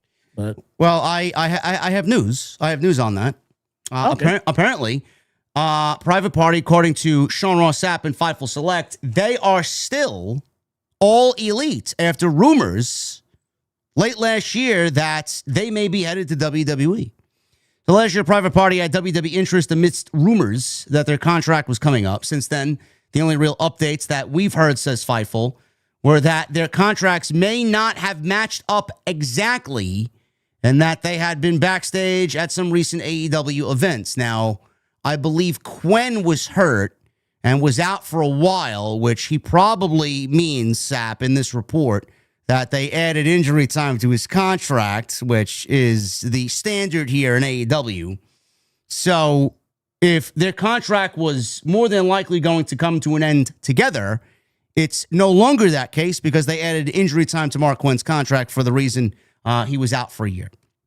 So they did not get any specific answer on if they would be the mystery team before Dynamite, but they obviously were the mystery team here in this triple threat match. However, we were told that Private Party firmly remains under AEW contracts and that they are still with the company. When asking a number of sources about Private Party, everyone that we spoke to, says Sapp, said that we could expect to see them in AEW before we would see them in WWE. So they either signed new contracts, Jesse, or Tony got scared, didn't want to have more defections from his company to WWE, and opted to put them back on television. One or the other. All right, that's news to me. I didn't hear any private party rumors. Yeah. To WWE. So, I guess, man. I mean, look, I'm glad that they're back.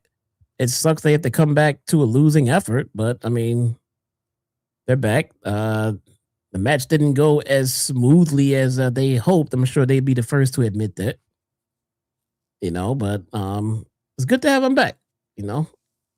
Let's see what they do with them, I guess. The problem is I love both of these guys. Okay, House of Glory OGs, Red trained them. I know them and what they do very well. The thing is, Jesse, we're here now 6 years, 7 years later. They were with this company since day one, and we've seen them grow up as babies to where they are now. So I ask you, what has changed? Besides Mark Quinn, who looks like a fucking brick shithouse out there. He looks great. Cassidy looked like he bulked up a little bit as well, but not as much as Quinn.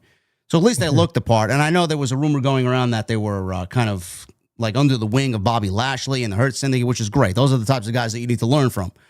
But from year 1 to year 6, Jesse, we look at them aesthetically different. What has changed about them as far as how they're presented and their character and the way that they carry themselves? That's what I'm struggling to really kind of care about. Like, we all look for someone to grow, and we want to see the growth of, obviously, these two guys, which we very much care about, but there is none there. So the lack of reaction they got tonight when they came out as the mystery team, very telling. And they didn't really do anything as far as being different. Like, bro, you're 6 years removed from being a day oneer in AEW, and you're still doing the shots. At some point, you're going to have to grow up, bro, and stop drinking shots and have yourself a nice fucking cocktail that is adult-themed with a fucking cherry in it and a proper ice cube. And not at the fucking club, waving your fist, but a nice cocktail bar, dressed in a nice tuxedo and sitting around enjoying the ambiance. You know what I'm saying? Yeah, I do. I don't pound shots at the club anymore. No. I don't know how you guys feel about it, but that's just the way that I physically look at it. There's no growth there. So, with that said, the Young Bucks win this match because Tony Khan wants to see FTR and the Young Bucks again. He's legitimately the only one walking the face of the earth who wants to see this match. I do not believe there's a single human being that means it in his soul that wants to see this tag team match again. Now, you got Private Party who just came back. I don't know why we can't get Private Party versus FTR. I would much rather see that because it's different. Or here's another one. What about the Rascals, who are a great fucking tag team and can deliver a great fucking match with FTR? That'd be something new at Revolution. What, right? Can't we do that? No, we got to go right to the Young Bucks. How you feeling about what is maybe, part 8, part 9, Jesse? FTR versus Young Bucks? We all knew it was coming. We all expected it. I didn't expect anything other than that. I mean, that would have been a shocker, but this is the outcome. We knew it was coming. We knew since the broke buck gimmick thing was going on that they were leading us right down the street to Bucks versus FTR again. And here we are. It took them a while to get here, but we saw it coming. We saw this shit coming miles away. And here we are, right back to it. So what are you going to do, man? Am I excited for it? No. Will the match be good? The match will probably be pretty damn good. But are we emotionally invested in the outcome? I am not. I may actually get up and just do something else while this match is taking place. I genuinely don't care. Now, what happens? Does FTR win? Or do the Bucks win? And then we get Cope and Christian returning, fucking over FTR at the pay-per-view. Maybe Copeland's movie schedule will be cleared up by then. Are we going FTR, Cope and Christian? Or are we going Cope and Christian, Young Bucks? Because I'll tell you right now, with the time in between, which we last saw them at All Out, and if we see them again, it won't be till Revolution. There's so much time in between with Cope and Christian and FTR story that nobody gives a shit. You pile drove Beth Phoenix in September, and you want me to care now because they're back on television in March of 2026? Bro, it don't work that way. Who's going to care? You might as well dump the whole thing, give me Cope and Christian versus the Young Bucks, and get that ready for All In. That's it. Yeah, I'm at this point, are we even sure they're coming back? You know, deep down, I hope they don't. I genuinely hope they don't. You know, what is the contract status of? This is his last year. Christian? This is, I think this is Cope's last year. What about Christian? I have no idea. You know, he was here before Cope. He was doing well. Where is he? Where is Christian Cage? He's not injured, is he? He's not filming anything. Where is he? He was doing great before. Well, you see, Cope. Jesse, they kept him off TV because Nick Wayne is still hurt.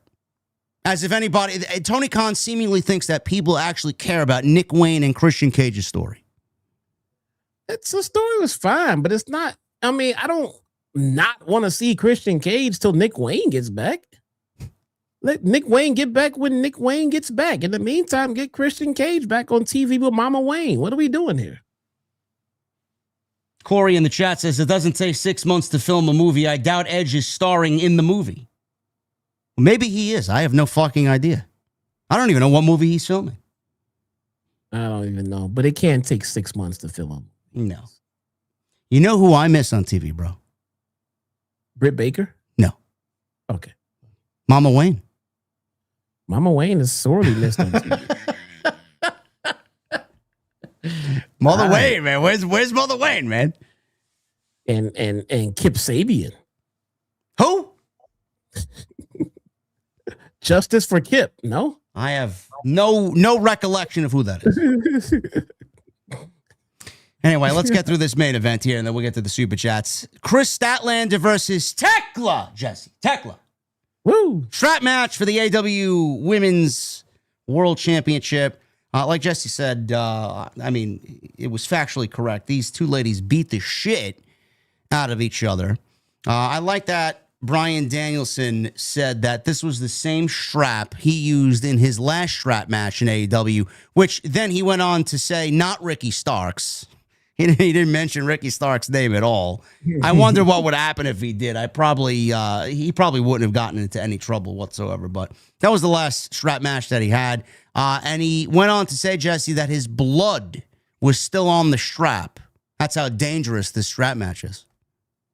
That's how unsanitary the crew is. That's, yes. What the fuck, man? Clean it. What the hell are we doing here?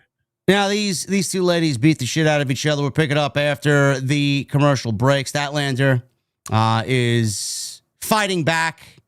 She's bloodied. She's beaten. Thekla responds with a head scissors in the ropes. Thekla opted to pose. This allowed Stat to choke her with the strap, but Thekla went for the eyes and pulled Statlander throat first against the top rope. Wrapping the strap around the throat, Thekla booted Statlander right in the face, went up top, hit a high cross body for a 2 count. And we pick it up here in the corner. Statlander went up to the ropes. She ate a strap shot. Thekla joins her up top, caught in the ropes, rose up into a spider superplex was Thekla. She then again posed with her back to Statlander, allowing her to get whipped in the back. Statlander went for a tombstone. Thekla escaped. Statlander met her with a discus lariat for a 2 count. So Statlander whipped away until a blue thunder bomb connected for a near fall. Statlander then started whipping herself to wake herself up. She's a fucking savage. Thekla countered another blue thunder bomb, wrapped the strap around Statlander's throat, missed the curb stomp, and was whipped in midair. So she tied Thekla up, did Stat, in the strap. Statlander whipped away and hit a tombstone until Sky Blue, she needed the money. Oh, she comes on out. And this distracted Aubrey Edwards as Julia Hart is in there from behind. She missed a spear and ate a shot with the strap. And Excalibur then goes on to say that the Babes of Wrath are not in the building because they're already on their way to Sydney. So Kris Statlander doesn't have her friends, but Thekla has her friends. And Sky Blue is knocked off the apron. Statlander turns into a Thekla spear. Statlander was... Question. Yeah, go ahead. I'm sorry to cut you off. Yeah. Strap match is no DQ, correct? It is no DQ, yes. Why did they have to come and distract the referee? Well, you see, Sky Blue, she needed the money. Oh. She was asking Aubrey Edwards for a couple of dollars to go buy herself a Wawa coffee. Why did the referee need to be looking the other way in a match where they can just get in the ring and do whatever they wanted to? I don't know. Just wondering. Please proceed now. Well, after the spear, Thekla hits that with the spear. Statlander was tied up in the strap. Thekla hit a curb stomp, and that's all she wrote. Thekla wins and is the AEW Women's World Champion. Post-match, Triangle of Madness put the boots to Statlander until Jamie Hayter and Alex wins. The Brawling Birds. They come on out. How'd they go again? And they rush to the ring wielding a hammer and a pipe. Thekla, Hart, and Sky Blue bailed, celebrated with the women's title, and the Brawling Birds stared at them to end the show. There you go. Nothing else needs to be said because we ranted about a good 30 minutes over Kris Statlander being fucking creatively buried by this company, but this was a very good match. This was a very good match. I found myself so into it, the overrun didn't even bother me, which normally the overrun is sitting there like, I'm annoyed by it. It bothered me. Oh, no, it didn't. But I was highly into the match. I quite enjoyed it. Any other week, the overrun does seriously annoy me. It does. This one was fine. I mean, in my perfect world, it just would have happened earlier, but I enjoyed the match so much I forgot it was an overrun. So they killed it. I want to make sure they get credit for this match because Stat and Thekla actually killed it tonight in the main event. Tekla's great. Love Thekla. Yes.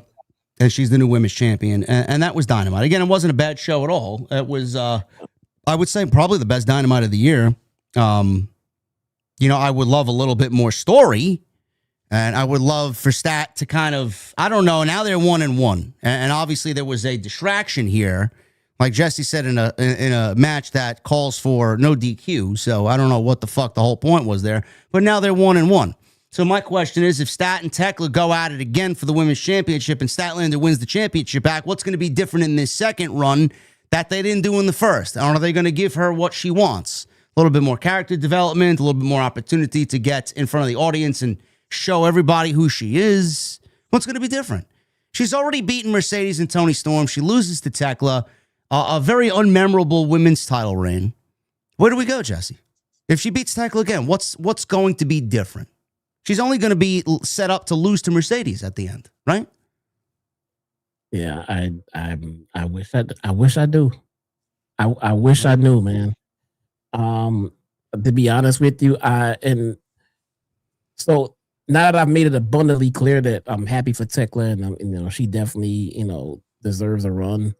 I wouldn't have given her the title right here and right now. No, I wouldn't have. I would have given Stat more time to try to make this a successful title reign. I would have given Thekla more time as a singles to chase a little bit. I mean, but we're just talking perfect world at this point. That's all.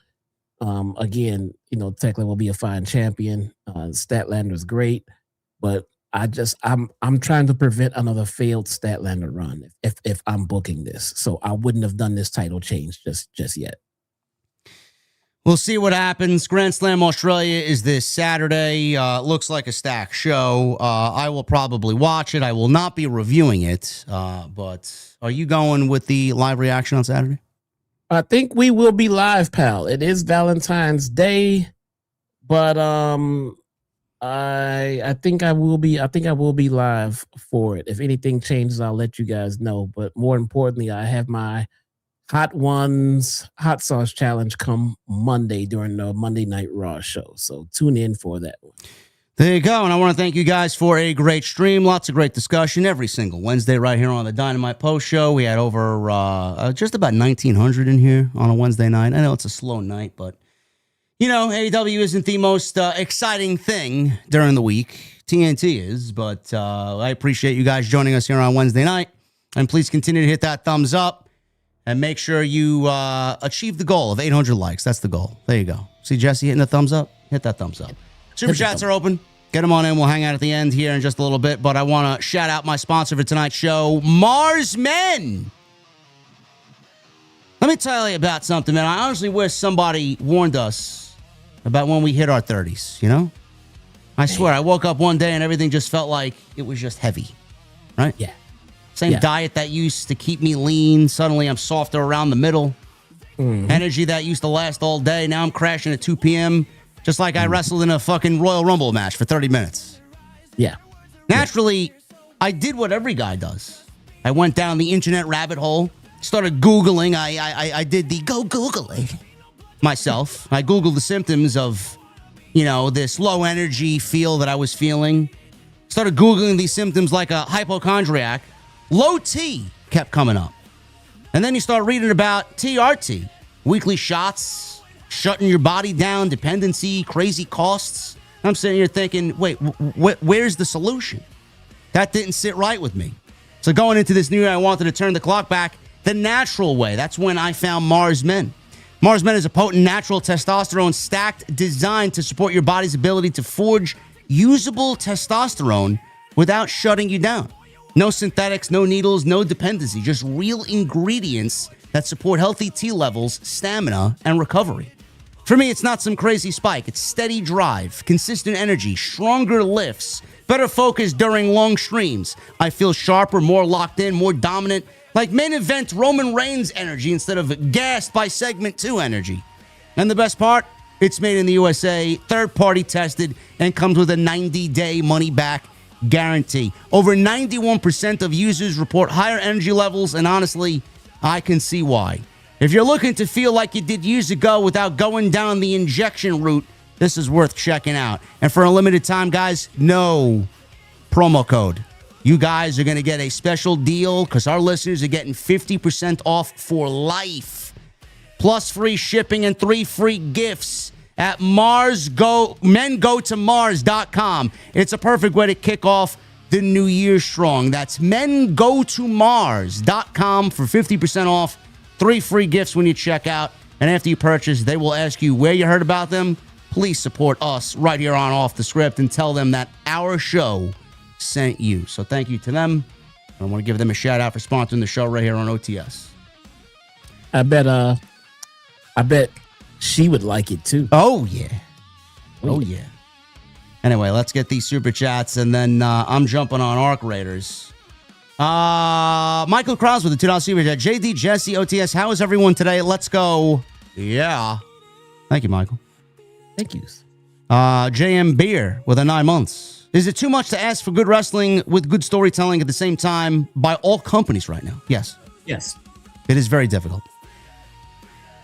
Jay Gordo with a $10 super chat. What's going on, JD? This company pisses me the fuck off. Didn't Mark Briscoe lose the TNT title 2 weeks ago? Now he gets a title shot to Fletcher already? In the words of JD, what the fuck are we doing? Yeah, Gordo, we didn't like that. We didn't like that at all. Survivor with 10 months. Thank you, Survivor. How's it going, JD and Jesse? It is my birthday tomorrow. Well, you sent that in at 10:07, and it's almost 1 a.m. Eastern, so I'm going to wish Survivor a happy birthday. Happy birthday, brother. Happy birthday. Ali! $2 super chat. JD, do you see Kris Statlander WWE bound? When the time is right, yes, I do. I think Shawn Michaels would drool over the fact that he's getting Kris Statlander.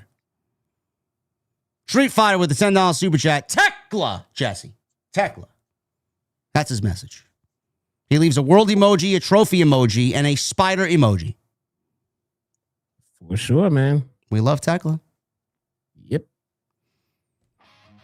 Joseph Gonzalez with the $4.99. Earlier this week, Statlander said she still isn't sure of who she is, unlike Tony, and isn't over with the fans. How could Tony Khan keep her as his champion? We don't want to make any accusations, but if I was to take a stab at it, I don't think that sit-down interview really helped her cause. It almost acted as if she knew what the outcome was going to be tonight, and she let it all out in that interview.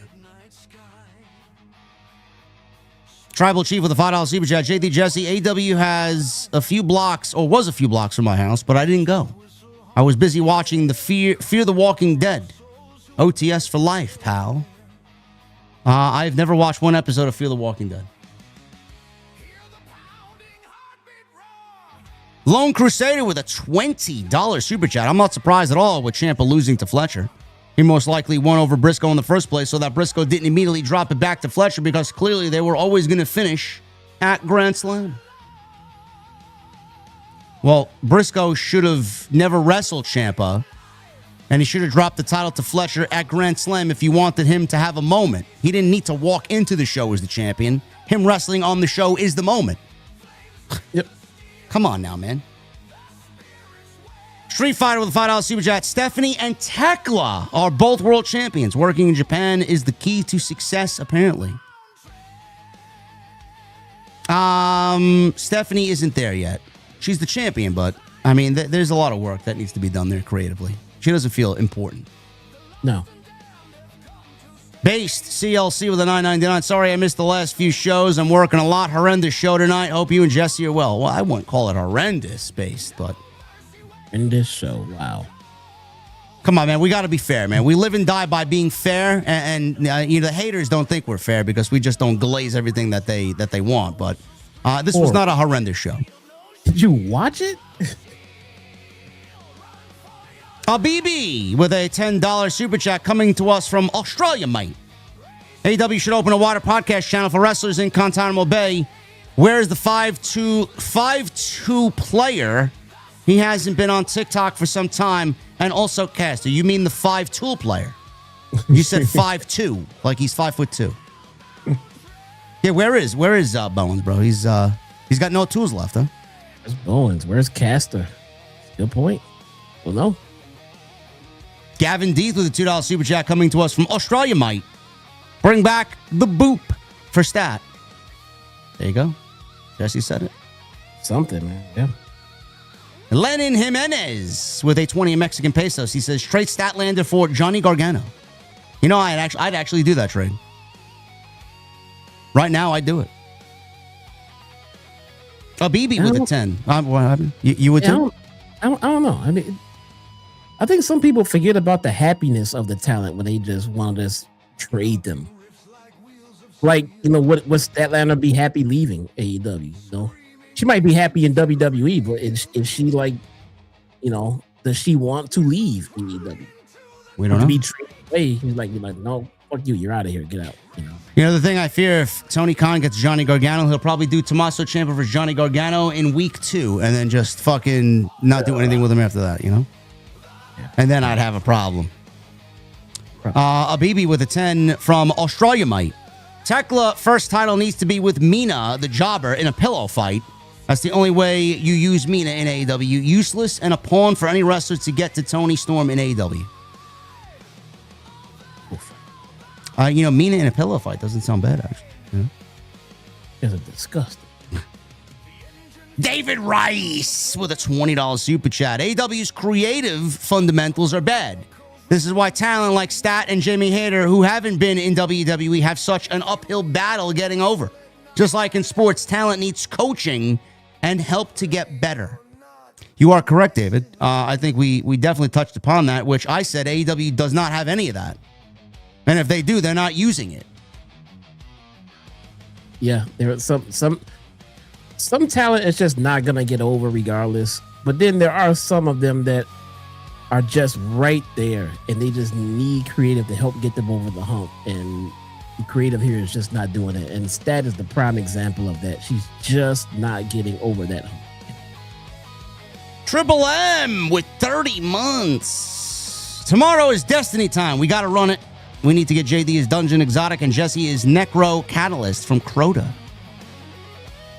Yeah, he updated that. He says that Kratos can't run it tomorrow. He's not available to run it till the weekend, and you're not available on the weekend. No. No, we might have to LFG it. No. Corona Blonde with a 199. Please unblock Cornell Bryant 947. Thanks. He's solid. I thought I saw Cornell in the chat. Cornell, are you here? Why were you blocked? Oh. I didn't block Cornell. Who blocked Cornell? I have no idea. I didn't block anybody. I just timed out suplexes for spamming yeet, but outside of that, I haven't touched anybody.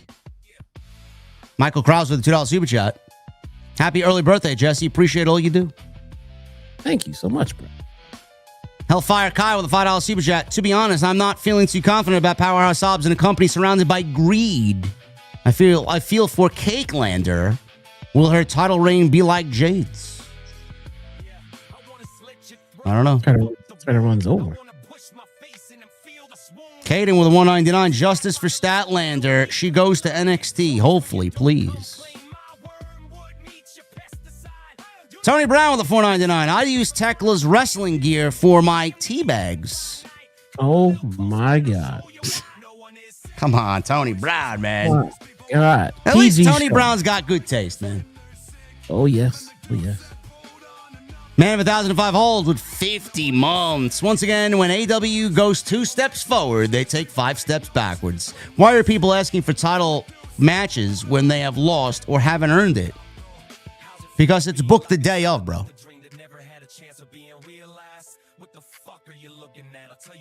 Jesse was StreamYarded. I want to see if he realizes that he was StreamYarded. There he is. He was StreamYarded, bro. I gotta set a timer for this. I didn't even see. I didn't even realize it showed up. Honestly. No, we're almost done. We're almost done here. Yes, I agree. Man of 1,005 holds. I don't know. It's booked the day of. That's what it is.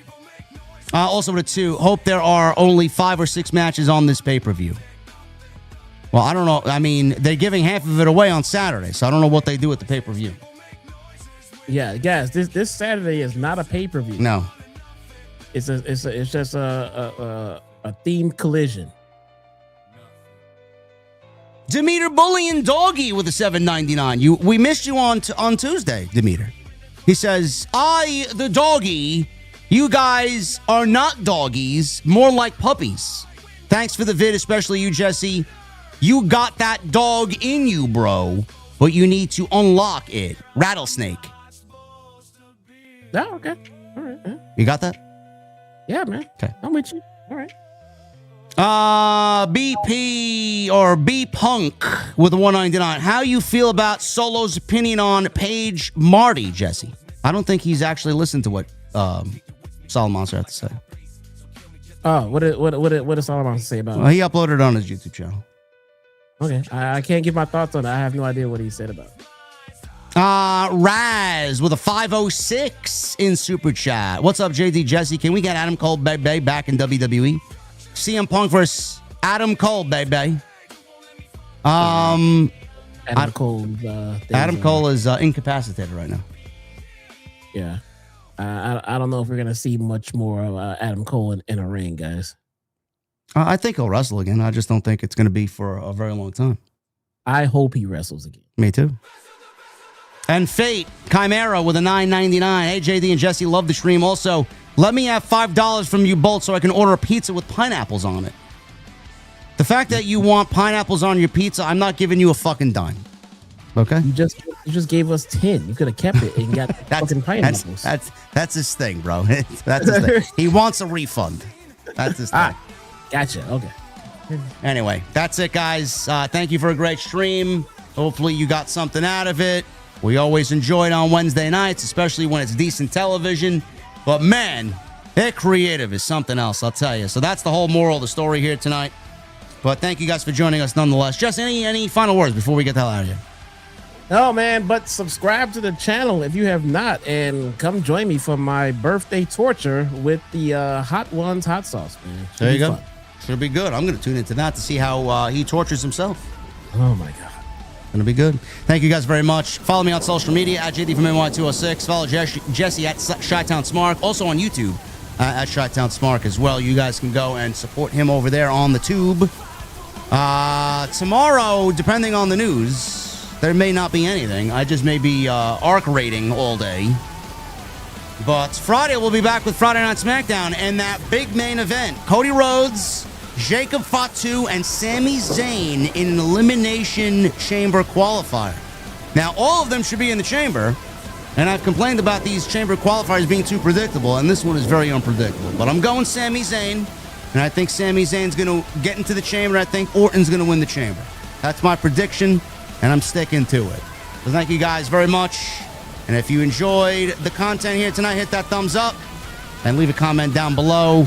And go check out all the other great content on the channel, including Tuesday Night Titans last night with the Solomon. So until next Wednesday, guys, we'll be back here for more AEW. And then Friday, I'll see you right here for Friday Night SmackDown on Off the Script. I'll see you guys later.